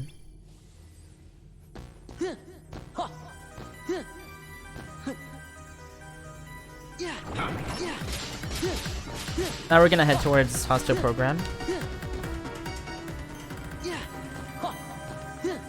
I do a lot of these slide dashes throughout the run. I'm not quite sure if they make a difference because Quick Run is still pretty fast, but I like to do it whenever I can. I'm gonna be grabbing the guy about here too. This is the final piece of armor I'll be grabbing. It makes a big difference on the fights coming up, mostly for the fact that it has thunder resistance, and the resistance is really good for Hostile Program and FF fights and a lot of other hard lists, because a lot of the attacks in this game are thunder based. Starting out with a Comet here, we're trying to get out as many clusters as we can while being invincible, so we don't have to worry about getting hit. We're gonna try to freeze him when I'm in the middle of the room so I can get to him fast. Now we're gonna use Limit Form, do 2 ground combos. Zantetsuken does a lot of damage. And then we do Infinity, and so we do Infinity and we try to get Giga Impact with the RC right there, so we can shoot out all of those shots and move him to his last phase and get a bunch of clusters. Now we're gonna use one more Comet to hopefully end the fight.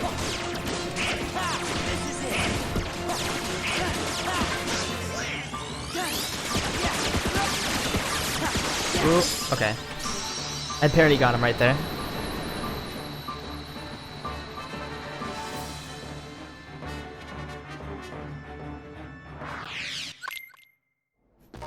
Oops, I don't know what I was thinking. Alright, now we're into the scariest segment of the run, in my opinion. This is Hollow Bastion 3. And so, the dancer that you see right there, that one nobody, it can one-shot us. So we want to focus on that thing and kill it as soon as we can. Goofy has Tornado on, and so he's like sucking all of the hardness in, which makes a big difference with our magnets. And easy, we summon Chicken Little right there so that he'll whistle everyone in, as well as use firecrackers.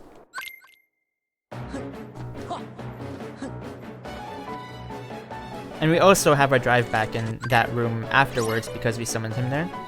So now we have a fight full of dancers. Again, they can one-shot you, they have a grab move, and if you get grabbed by it, you're just dead.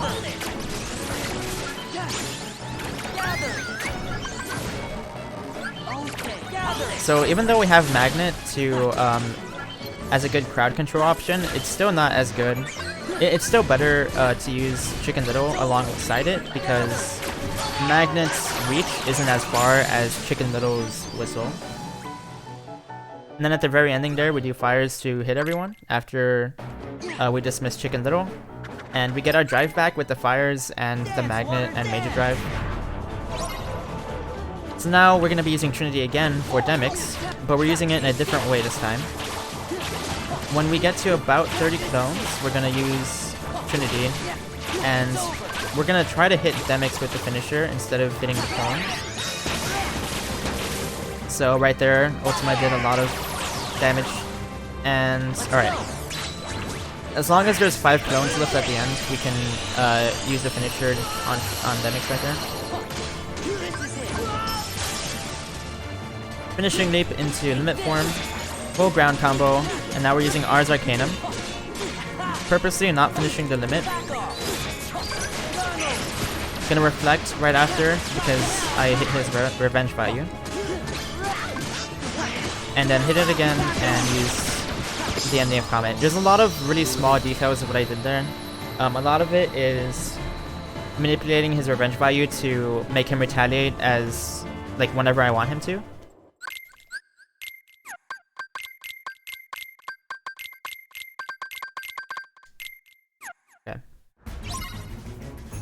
Alright, now this is a really scary part of the game because if I die to any of these fights with the FF characters, I have to fight Demix again. And so you can lose up to like 5 or 4 minutes in this fight, or in this part. So you really don't want that to happen.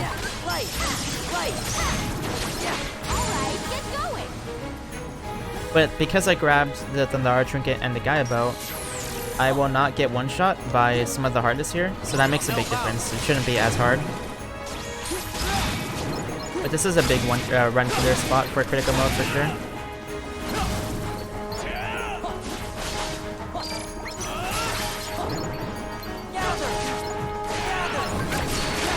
Even the Shadow almost did half my HP.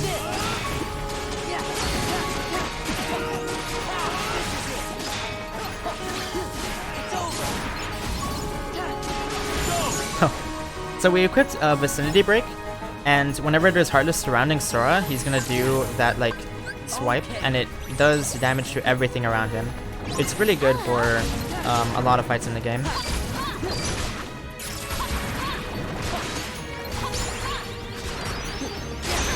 And now because it has so many reaction boosts, our Rising Sun right there almost kills the Morning Stars in one hit.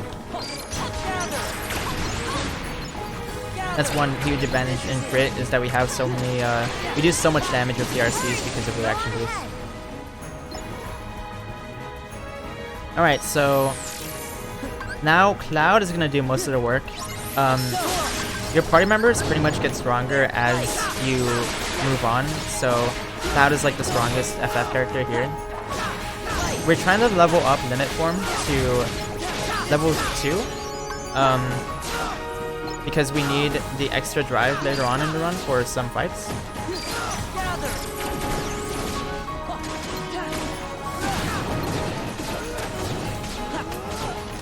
I was able to get the Sparkle Ray right there. So those bots can give you Sparkle Ray, and they can either do it on their own, or you can use Thunder on them to bait it out. And we're gonna be seeing a lot of that in this fight, 1K.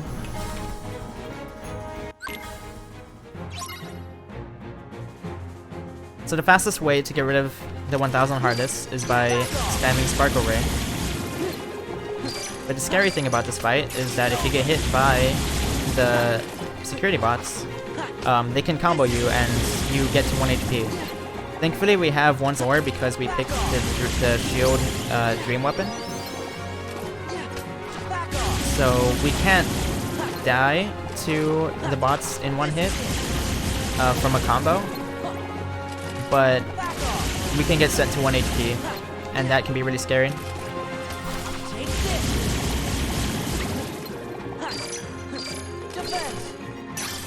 Alright. thankfully reflects will reflect all around Sora.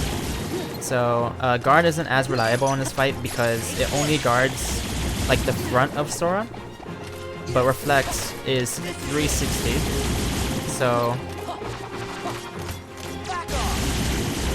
we're able to be protected from pretty much everything when we have reflect out.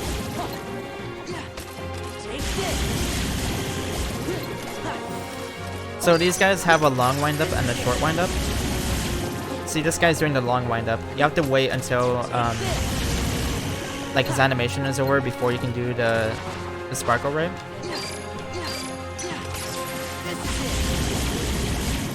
But when you're doing it, you can use Thunder to get the RC out. But you don't want to kill him because then you won't have the RC at all. And because this guy has 1 HP, I didn't want to use it. Alright, we didn't die. I think if I didn't have armor, I wouldn't have died either. I didn't get hit too much. But we're on good pace.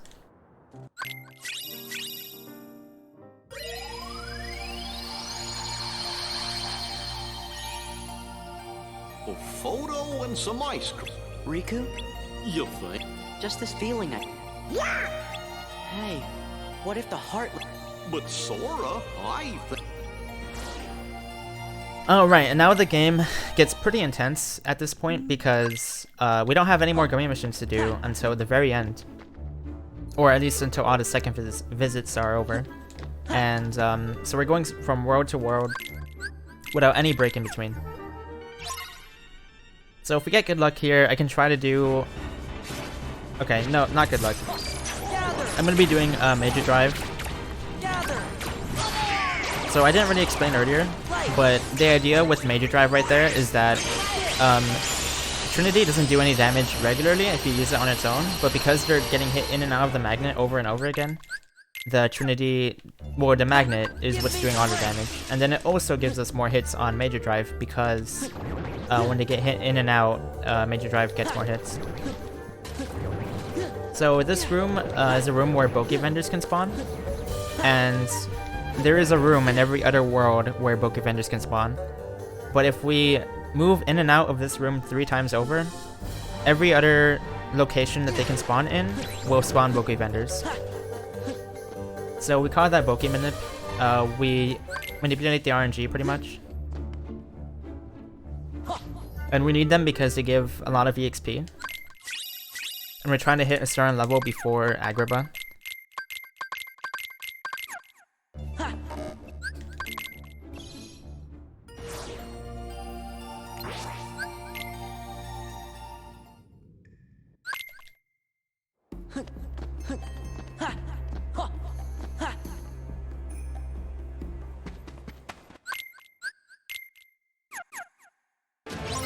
Alright, so the reason we went to Beast Castle and then just left and went to Port Royal is because we got this Keyblade that I equipped called Rumbling Rose. And as you saw there, I did 3 finishers with my combo, so I did 5 hits altogether.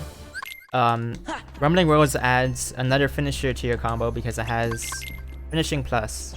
And Crit already has a Finishing Plus that Beginner or every other difficulty doesn't because of the abilities you get at the start of the game. But along with Rumbling Rose, we have 3 finishers now. So our combo actually has more finishers than we do regular combo hits. But that's useful for every other world. And we don't want to fight Zaldin yet in Beast Castle because we're 200 leveled right now. We won't beat him very fast.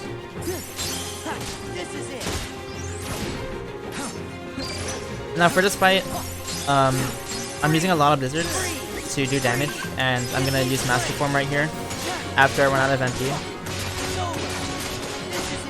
Now the way that Grim Reaper works is that after a certain amount of hits, he's going to teleport, but we're trying to do specific hits, like blizzards, that stop him from teleporting, so that we can hopefully win the fight before he teleports, and we got it. So he wasn't teleporting at all the entire fight. He was supposed to teleport like at the very beginning, but because of the way we comboed him, he was staggered the whole time. It's pretty much like a stun lock. Oh.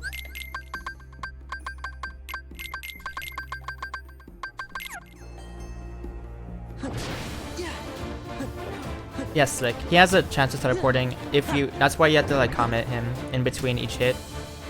It's like really, it's pretty hard. I don't usually get him without teleporting. That was like a rare occurrence for me right there.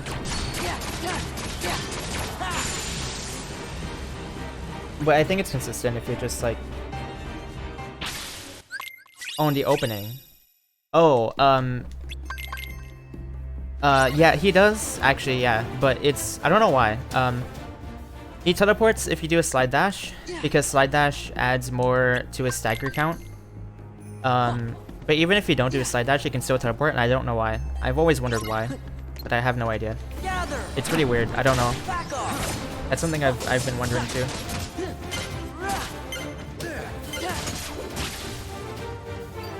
So that's the hardest gambler, gambler to kill, because you have 10 seconds to kill him. Right here in this segment in the game, we're grabbing medallions, and these happen to be the fastest gamblers to get medallions from. There's different ones you could get them from.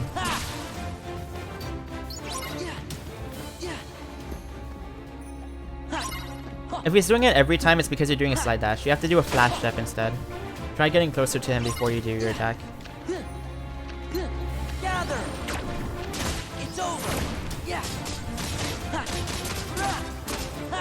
Okay. Let's go. Okay. Now I summoned Chicken Little there, just so I can refill my drive gauge right here.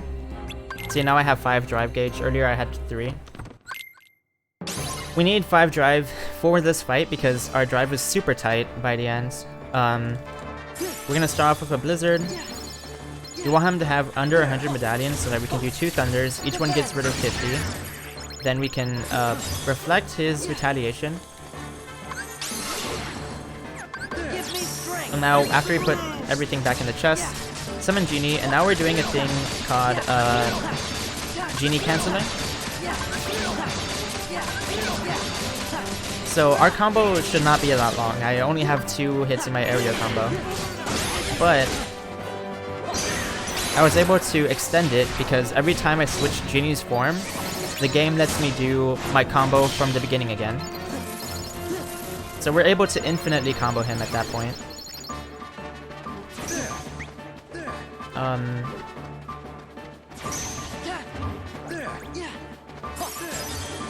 Okay.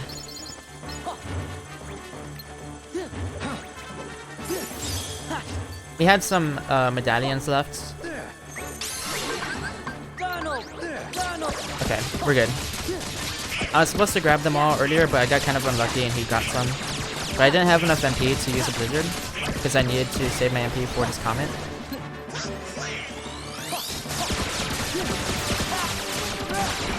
Okay. So the idea right there is that we're using Comet just like we did in the first Grim Reaper fight, but we're doing horizontal slashes in between because it's a lot easier with horizontal slashes to keep him staggered. And after we hit his HP barrier, he goes into his DM, and then we can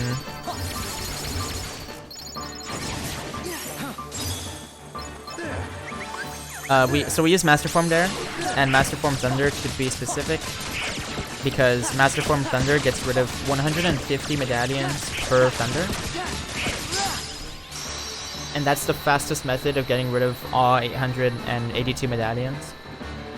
So we just sit under him next to the chest and spam Thunder. And then when we get them all, we freeze him, put the medallions back, and then finish the fight with the Comet. Hey everybody, I'm picking. Are you sure? If you want to make it more consistent, Slick, what you should do probably is like, you can Comet before Master Form, and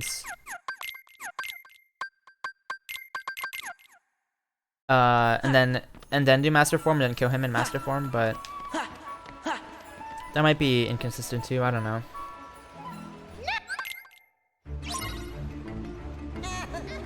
Oh, you do that? Okay.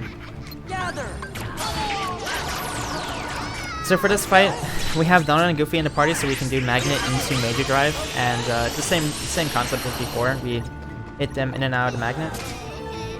Now, these presents can be kind of hard to aim. You pretty much hit them directly forward from where Sora is standing.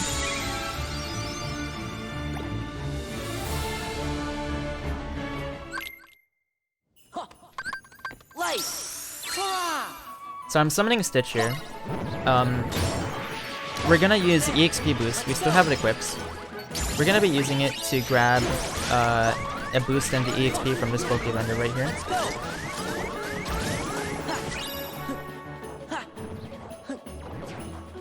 And the reason we have Stitch out is because if we didn't have him out, then we would easily die to the other Heartless right there.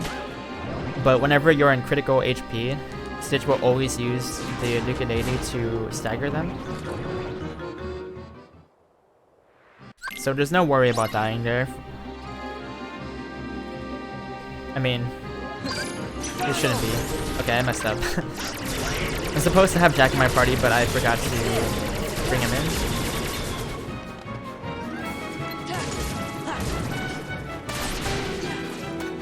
Okay.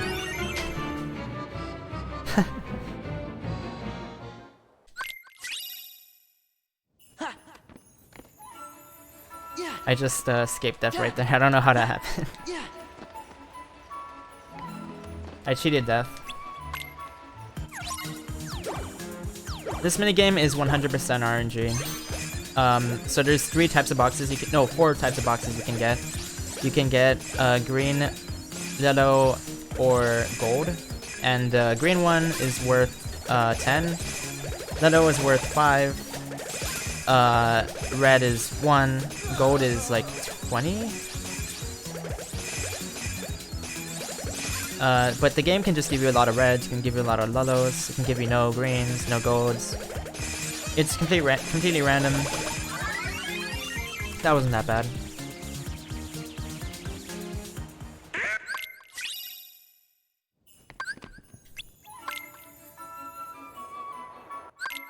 Alright, so for experiment, we're gonna be using a lot of Duck Flare. We got Duck Flare after PR2, and you're gonna see how OP it is right here in this fight.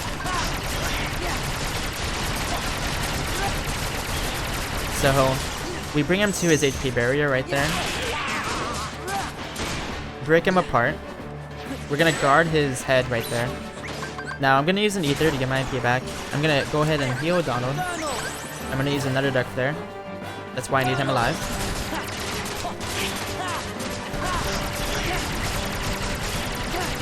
So 2 Ethers, Ruko MP, reflect his attack, start up another Duck Flare, and he should die from this.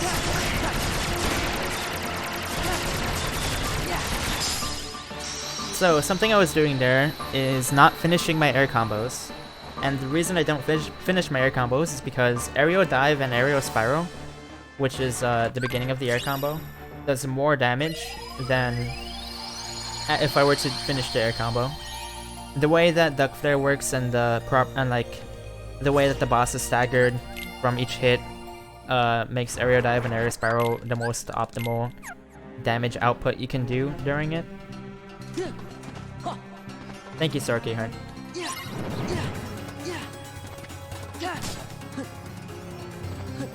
We should be good on EXP. If I didn't hit the right EXP amount before, I could grab another Boki there for safety. But we're fine. Our EXP should be fine. And there are backup strats in case I don't hit the right level. But what we're aiming at is level 30 by the boss of this world. Okay, I got like nothing in that magnet. You're supposed to get as many rapid thrusters as you can in that magnet, but it doesn't always happen that way. This fight is kind of notorious for being really not good. You just kind of pray that the hardest get into the magnet and then you can finishing leap. And if they don't, then try not to die. Thank you, Upkeeper.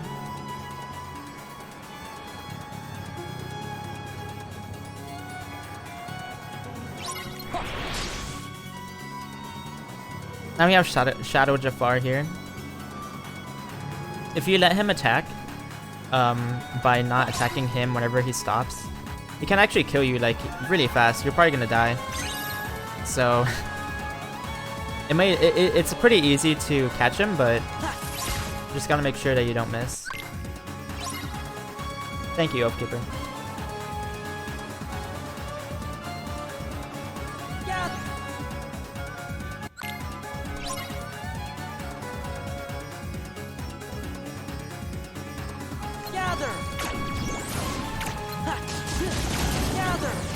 So using another magnet. Thankfully the sorcerer is right, or the. Okay, I got kind of unlucky where he didn't get caught.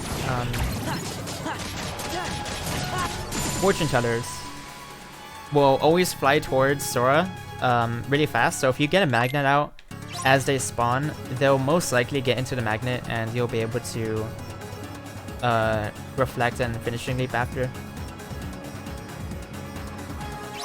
So we're gonna do the thunder.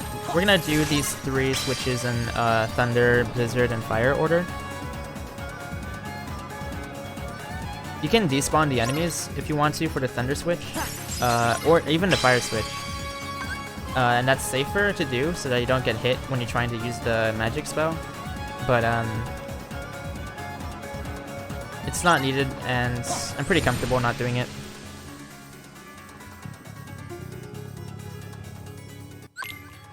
Yeah, we used to actually do fire first for the longest time, since like maybe 2017.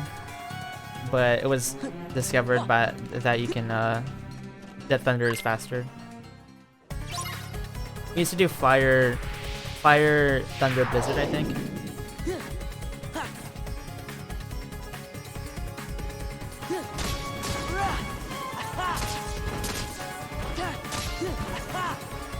So I think I'm really over leveled at this point. I'm either super over leveled or I'm super under leveled. This segment right here, we get a lot of EXP. Okay, I'm at the right level. I'm over leveled. This segment right here is where we reach level 30, or we're supposed to reach level 30. It's just an auto scroller where we can hit a lot of heartless. Unfortunately, you cannot use the EXP boost during this carpet segment.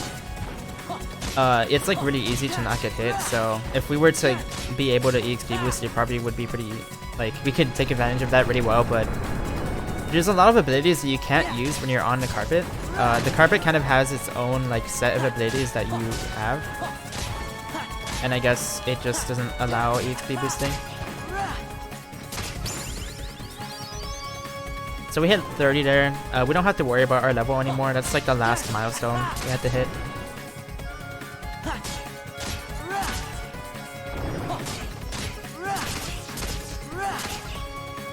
I think realistically this is a good spot for donations.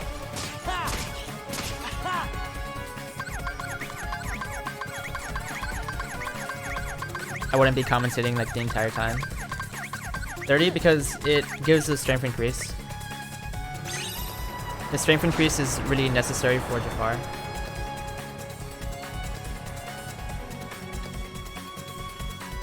Alright.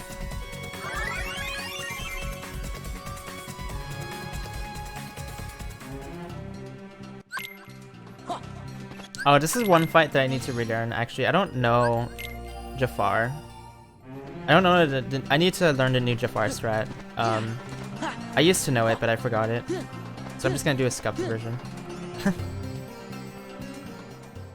Alright. So at the beginning here, we're gonna go down and attack Jafar's abs, because why not? That's what you have to just, you have to defeat his abs to stun him. Oh, I didn't put on DP. Okay. I'm gonna have to do 4 cycle. So in this fight, you have slide dash, like when you're on the carpet.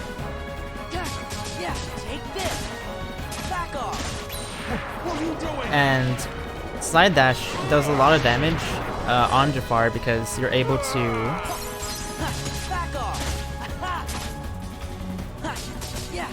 extend. You're able to like keep doing the slide dash even when you're next to him, and it does many hits. So instead of mashing our combos, we do one side dash and let the damage come out, and then we continue the combo. Yeah, back off. What are you doing? I should kill here.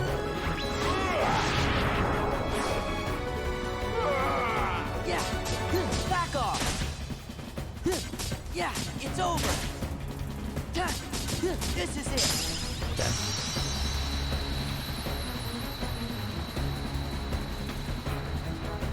I lost like 20 from that, wow.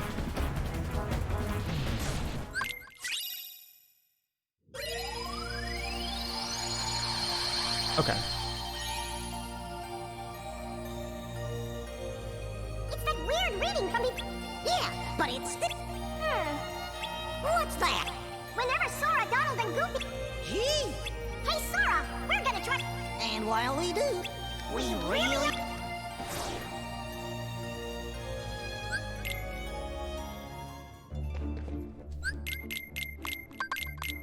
Oh, hang on. Okay. So now we're going back to finish up Zelda. We have DP from Halloween Town 2, and DP is the most useful keyblade that we're going to be using at this point. It makes our finishers do more damage, and it makes a huge difference with finishing the... So, after we get rid of the first two waves, these three Dragoons come down. They're, like, when they come down from the sky, they can actually one-shot you with that. I won the fight here with Duck there. And even one hit from them almost killed me right there. So here for Zaldin, I'm gonna go into Master Form before the fight. If I did it in the fight, I would actually have a chance of getting Anti-Form, but I'll explain how Anti-Form works later in the run. So, we have a really tight window here to get 9 jumps. And if we get 9 jumps, then we can do 9 jumps and then duck there, and that should beat Zaldin. You have to mash triangle really hard to get the 9 jumps right there.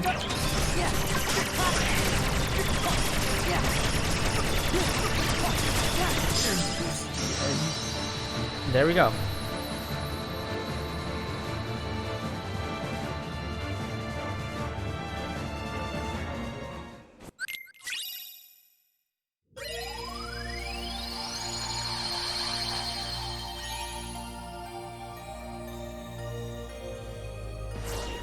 This is our last revisit of the game.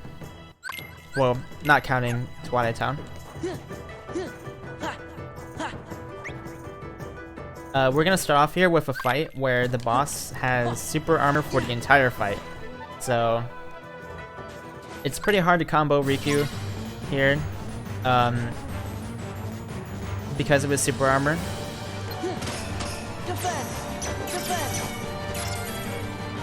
But what we can do is reflect into Trinity, and then after the Trinity is over, we're going to use Limit Form and use Sonic Rave, because we're invincible during Sonic Rave and we do a lot of damage to him.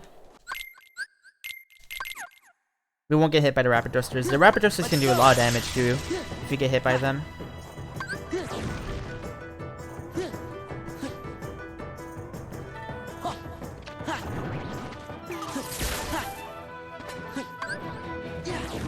Some more movement tech on the way to Courtyard. More Bokies here. But like I said before, our EXP doesn't matter anymore, so we don't need to worry about it. Now we're gonna use another magnet into Trinity Limit, but this time we're gonna use Ultima. Or yeah, Ultima. One Ultima, and then the finisher should kill. There's a chance that it won't. It's kind of RNG how many hits that Trinity gets. Okay. We got pretty bad luck right there.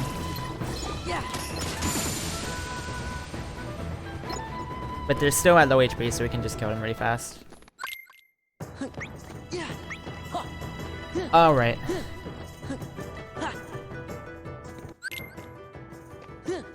Now we have snipers in this fight.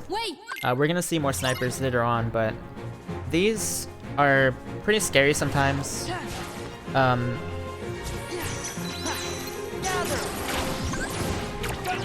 Oh, I messed up. The idea here is to do finishing leaps and then duck there to end it. We really don't want Donald to die, because if Donald is dead, then it's really hard to potion him when you have auto snipers surrounding you.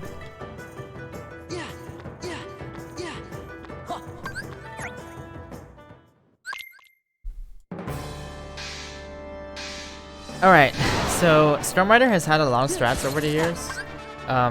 Probably him and Syx have like the most strats ever made for them. But the current fastest strat is to use 2 Death Flares and just combo his horns as the Death Flare is going off. I'm gonna use an Ether right here to get my MP back. I could summon Stitch, but the odds of him licking you before Stormrider comes down are pretty low. It doesn't happen super often, at least for me. Then we use a Death Flare as we stun him from the RC, and he should die while he's down like this. Okay, he has 1 HP. We weren't able to do it. We were a tiny bit under damage. We didn't do enough with the Death Flare. Oh, okay. Get the swag kill.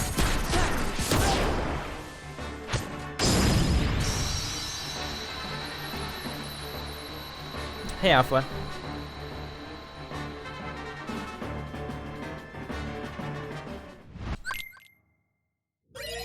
Now we have the last going mission of the game. Of the run, at least.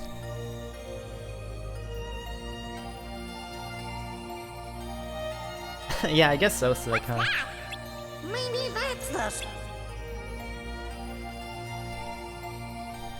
And there's something funny about... Look, it's another... I don't know what's going on, fellas.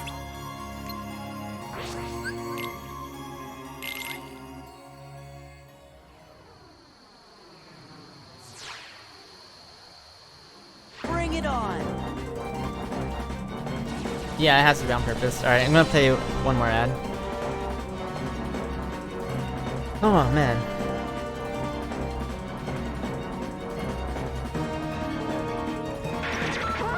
Watch out!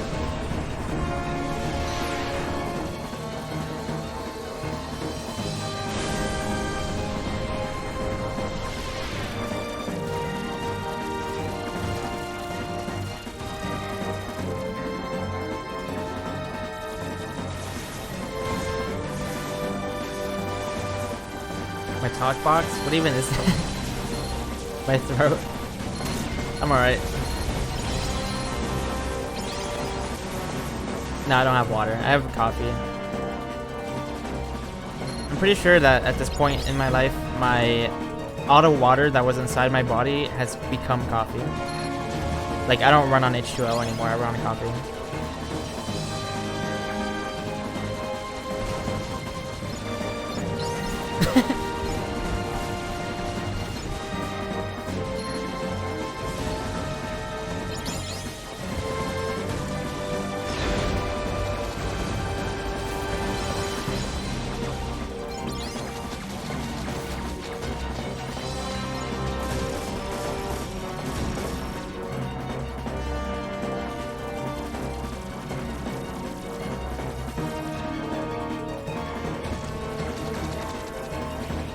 Can you just give me a little poke with a needle? What? You mean like coffee would just come spilling out or something?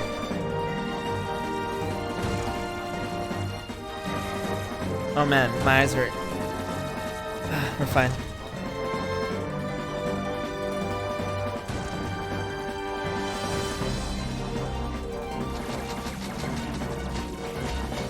Isn't that what I said? Well, I didn't say. When you poke someone with a needle, water doesn't come out, does it? It said all the water was replaced with coffee.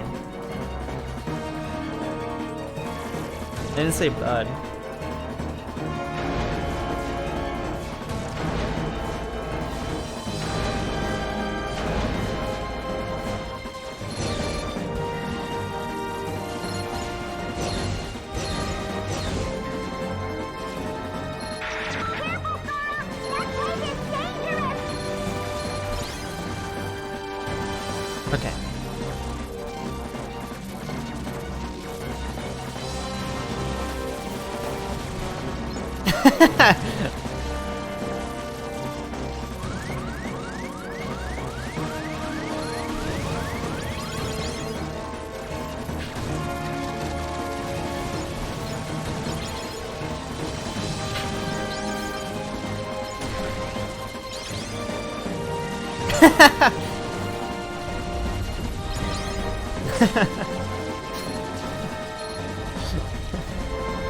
This is awful.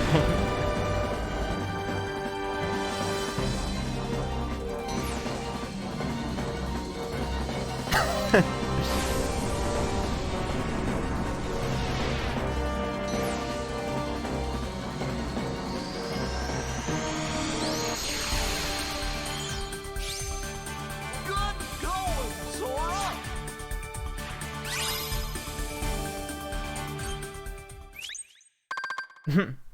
Careful, Sora! That place is dangerous! Alright. Now we're in the last part of the game here.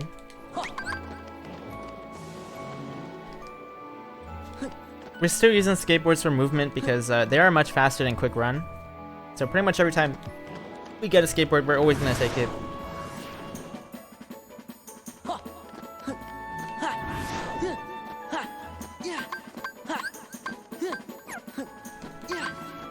So coming up here, we're gonna use Genie. There are snipers in this room, and they can one-shot me. But I'm gonna summon Genie, and you saw the bullet go right through me. So whenever I am summoning something, a summon, I'm invincible, but the bullet still it doesn't stop along with everything else. So it can go through me, and I won't take any damage. So for this fight, I'm gonna be using Master Genie Limit and the Magnet to do a lot of damage by knocking, like, Master Genie Limit and the Magnet won't do much on their own, but if you combine them together like you do with Trinity, then it does crazy damage to everything. And because of the properties of the nobodies in this game, I guess whenever a nobody has super armor, you need to be near them and Magnet and Limit to do a lot of damage, and when you're hitting something without super armor, you have to be far away from it and Magnet and Limit. So right there, I have to like move in and out according to what I'm fighting.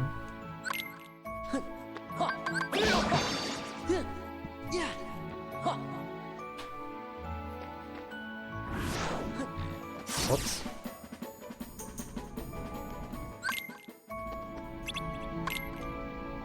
Coming up here is the last fight of Twilight Town. Oops. I'm making mistakes.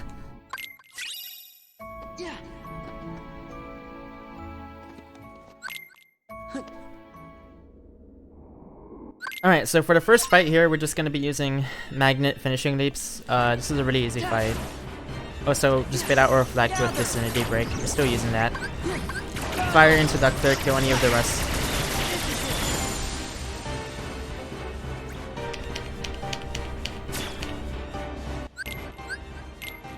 Okay, now this is a scary fight. Assassins are gonna spawn after we kill these Dusks, and the Assassins can one-shot us if they grab us. Axo can kind of ruin the fight as well, so I don't want to be near the Assassin when they are underground. But we're gonna hopefully keep them above ground with the magnets. So they didn't blow up right there, but I was staying away just in case. Alright, so I did the RC for safety. You saw one blow up right there. Okay. Not a good fight, but we got 3 drive by the end, which you want to do. And we didn't die. Give me strength. Alright, so this Roxas strat has like a million things happening with every attack, and there's like a lot of inputs that go into it. There's a lot of timing involved. Like nothing is mashed really, and it's really hard to explain every minute detail, but I'll just let the fight speak for itself. Take this.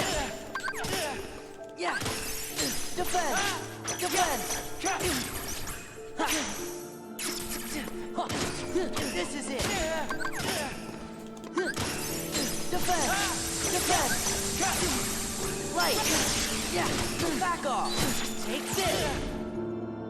Yeah. Take this. It's over. Yeah. Take this. Yeah. This is it. There. Defend. Back off. Gather. All right. I really hope I do that in a run.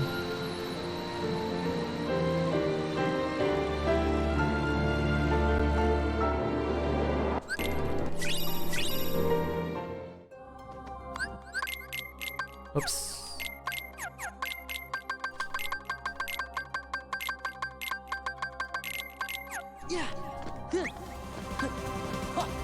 So now is a good time to explain anti-form. And so, if you're playing the game casually, you'll probably run into anti-form. The way that it works is that you build up anti-points with each drive form, and after you reach a certain amount of points, you have a chance of getting anti-form. But if you have to become one-on, you always go into anti-form. Unless you're getting final form.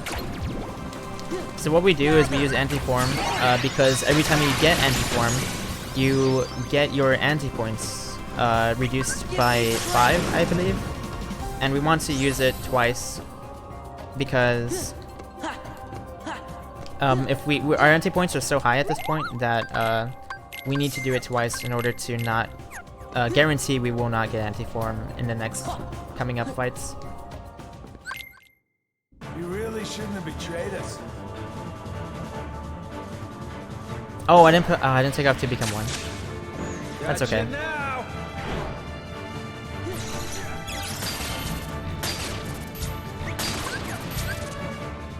Clever little sneak.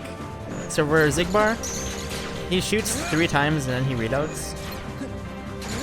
And when he's reloading is when we're gonna use Duck there.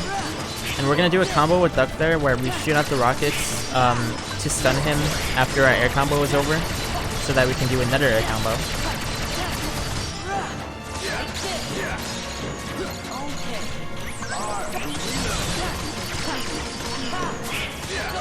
Oh. Okay.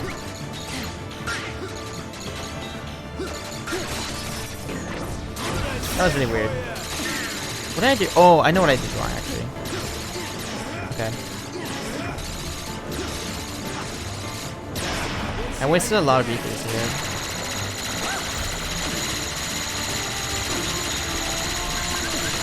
So we're trying to skip this DM. Should I just ether? Sure. This is where I let Spike use something. With the commentary, because I need to figure out what I'm doing.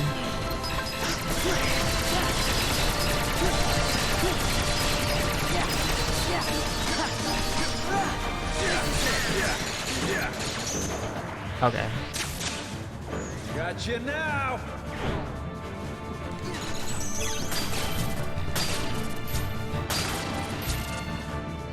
Clever little sneak. I lost. We're fine. I didn't have, well, first of all, I didn't have Ghost Press, so if I tried to use Valor form, I would have went into anti-form. But then I just messed up after. Light.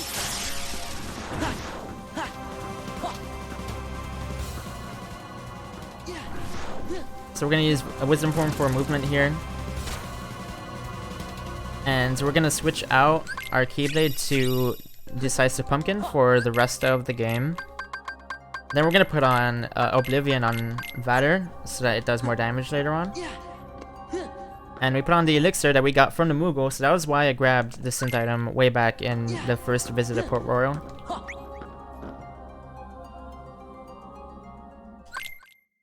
The first to run out of time is the loser. Now we have Luxord. So this fight is super RNG. There's a lot of luck involved.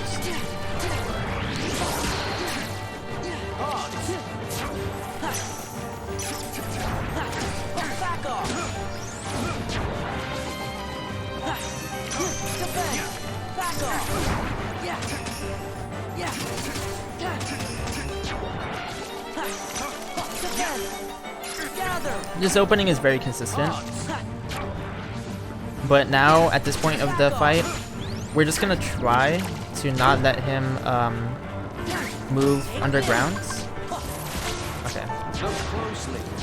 Like this right here. We're trying to skip this attack right here, but I got pretty bad luck and wasn't able to recover from it. So we're gonna hope that he stops doing spawning more cards. We want him to do the minigame, but he's not really doing that yet.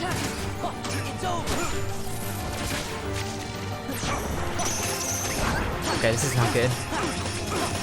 When I get really bad luck like this, I just gonna use Trinity into limit form.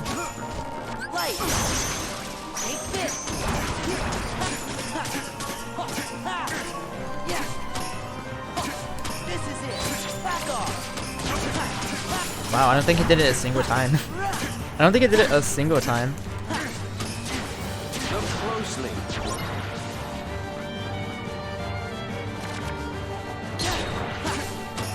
I don't know if I've ever had that bad luck before. Look who's on top of the game. So you can skip his DM, but it only saves like max 5 seconds. So I think it's worth it to actually get DM'd by him instead of using more ethers or wasting more time from him spawning cards. You know the rules. You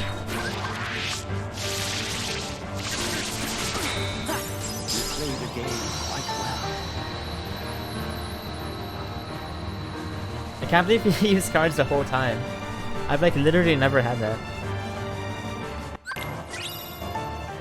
Literally no minigame the entire time.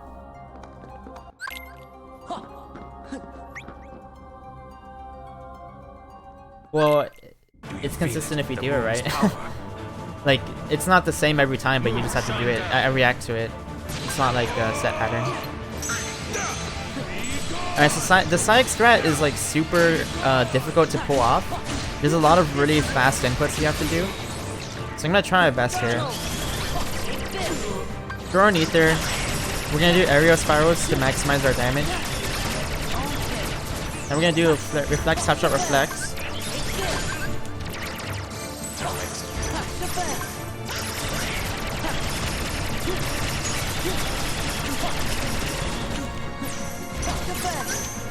Oh, that's too late. That duck flare right there is super precise. It's really hard to get off in time.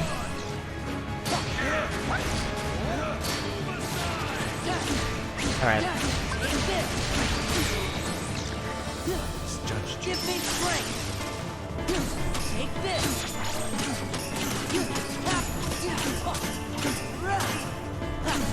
Thankfully I know how to recover this fight. It would be really nice if I got that in a run though.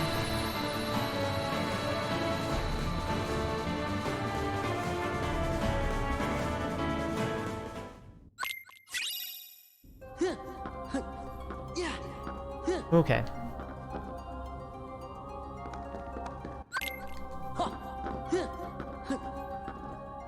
Now we have one of the we're on our like last boss rush of the game. We're pretty much just fighting Xemnas at this point. Whoops, that was dumb. Oh, I'm like really good on ethers, I think. I have like 8. I need like 5. 5 at least.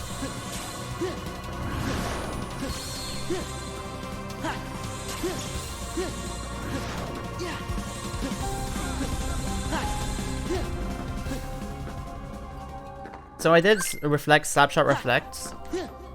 I'm not doing auto commentary in the marathon. I have Spike and Hobbs doing it with me.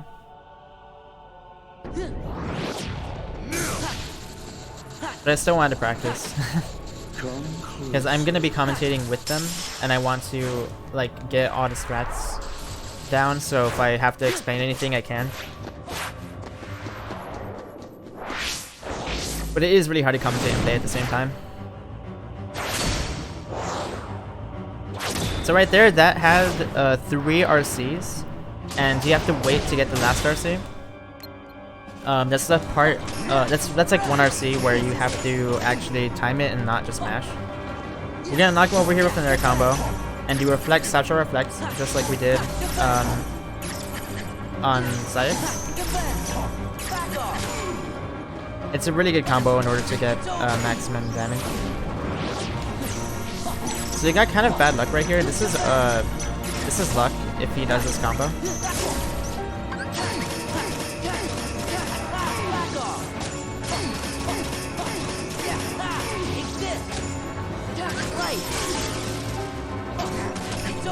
Oh, you weren't asking if I was doing it like in the marathon, you were just asking if it's hard? Yeah, it is hard.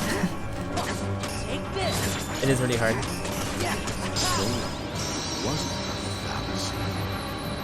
And then we end the fight with full combo and limit with R's into another combo. Same strat I did for Sayek's. That's a good way to maximize damage output. Thank you, Puckly. I mean, hey, Puckly. My brain isn't working. Thank you, Puckly. Let's go.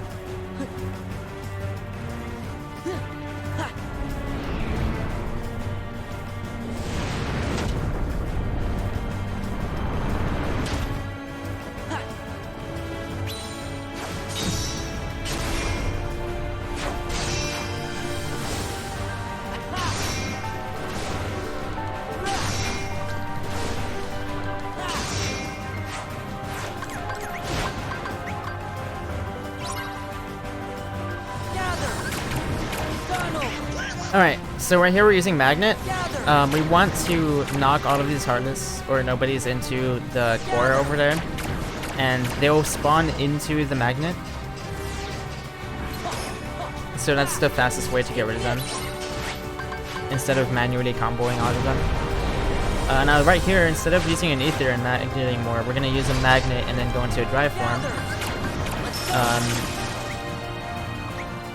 Which is why I switched in Donald.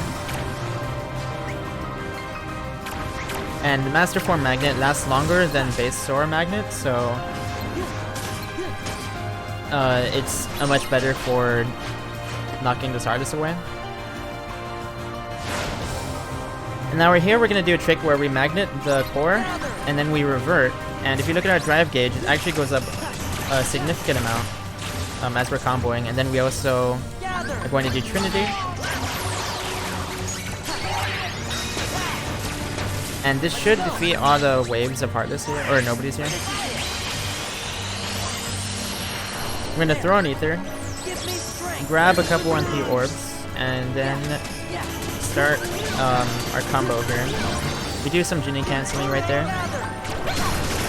And with the Genie canceling, we're able to spawn these Nobodies early. I got hit on purpose by the Berserker because it put me in a really good position to do the Magnet. Now we're going to revert from Genie and throw out a Death Flare. And so I just got 3 drive gauge.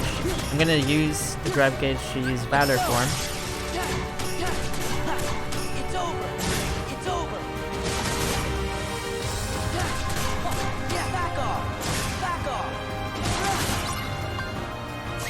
I'm going to revert, and we're going to do some reflect combos on Armor's Eminence here.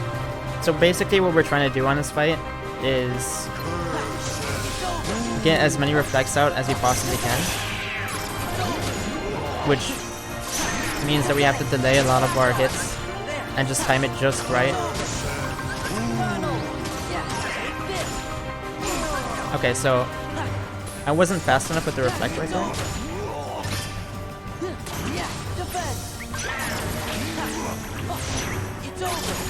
That was kind of scary. No more potions.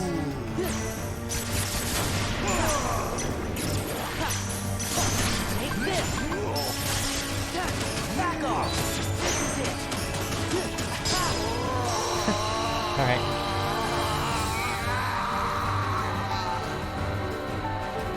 These fights are really hard to do. I'm like missing everything.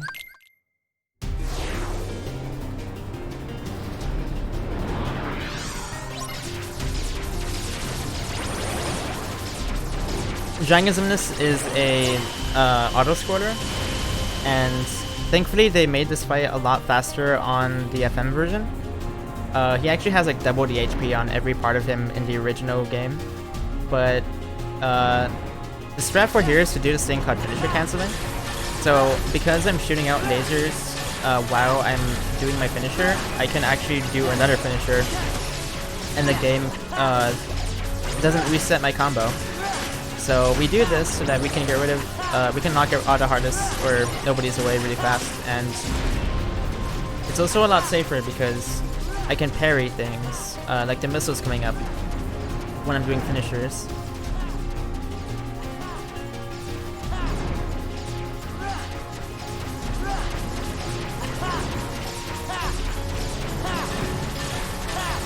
Yeah, it's about double, I think.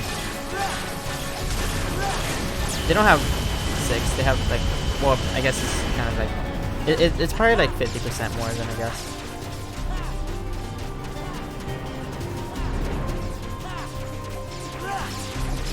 It's either that or you do less damage, one of the two.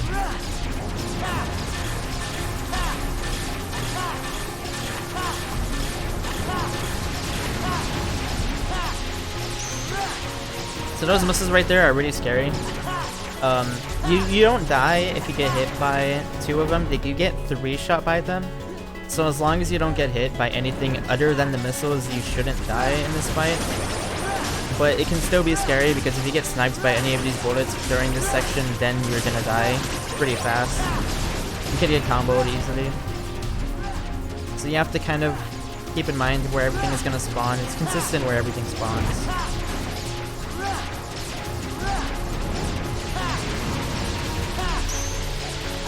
I didn't get hit there, nice.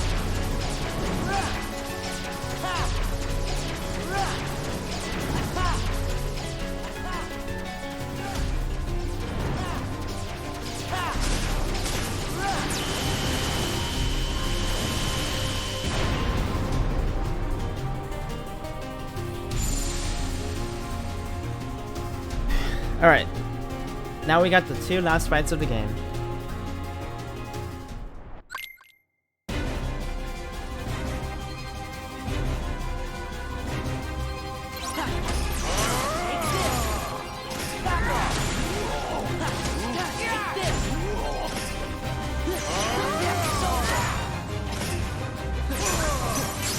So right here, I continue to do finisher canceling with Riku. So I did his Dark Aura ability in between my finishers, and that reset my combo. Or it let me do more finishers, just the same as Dragon's in this. And then I did a Reflect Blizzard Reflect on his barrier, so I could maximize my reflect damage that way. Now I fly in from the front right there. I react to whatever he does. He can either do a barrier or a swipe. We hit his revenge value right there. We gotta make sure we don't get hit by his blade, because the blade could one-shot us. Oops.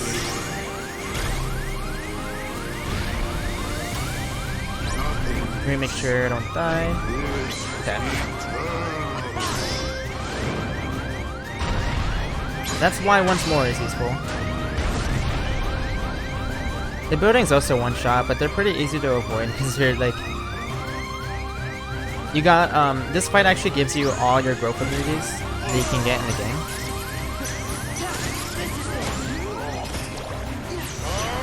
So we can use like aerial dodge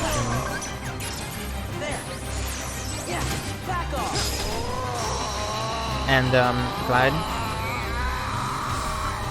Alright, now we got finals on this.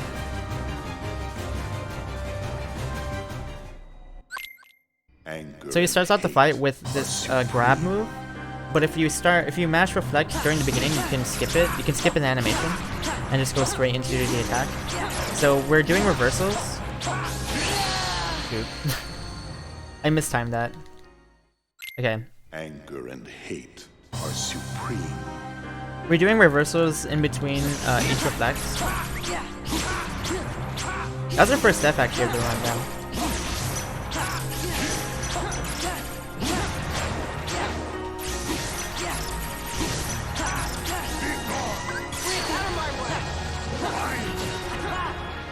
all you got? We want him to come down here. He doesn't always do it right away, but we got kind of lucky right there. I'll take him.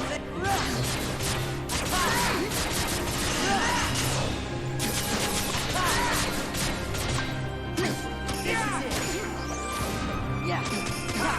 Yeah. Let's go.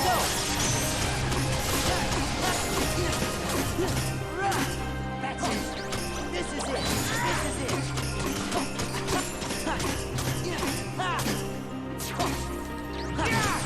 This is it. There. So we did the session to bring down his HP to a certain amount, and when he gets to 4 bars, okay. When he gets to 4 bars of HP is when we want to go into limit form and then start our R's into full combo into R's, and afterwards we do another full combo to hit his revenge value, and then throw ethers, and then we reflect his grab just like the very beginning of the fight, do more reflects in between the reversals, and then finish the fight that way.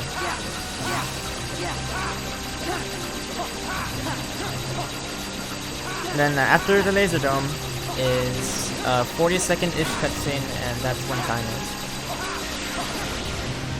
Thanks for the GGs.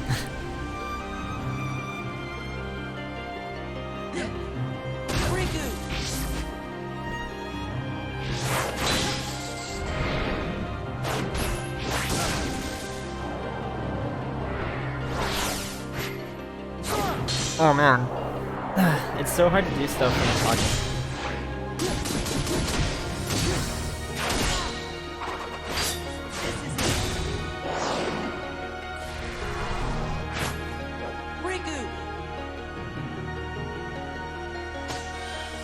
I mean, like, 'cause I can talk to chat when I'm doing stuff, but I can always, like, I don't know.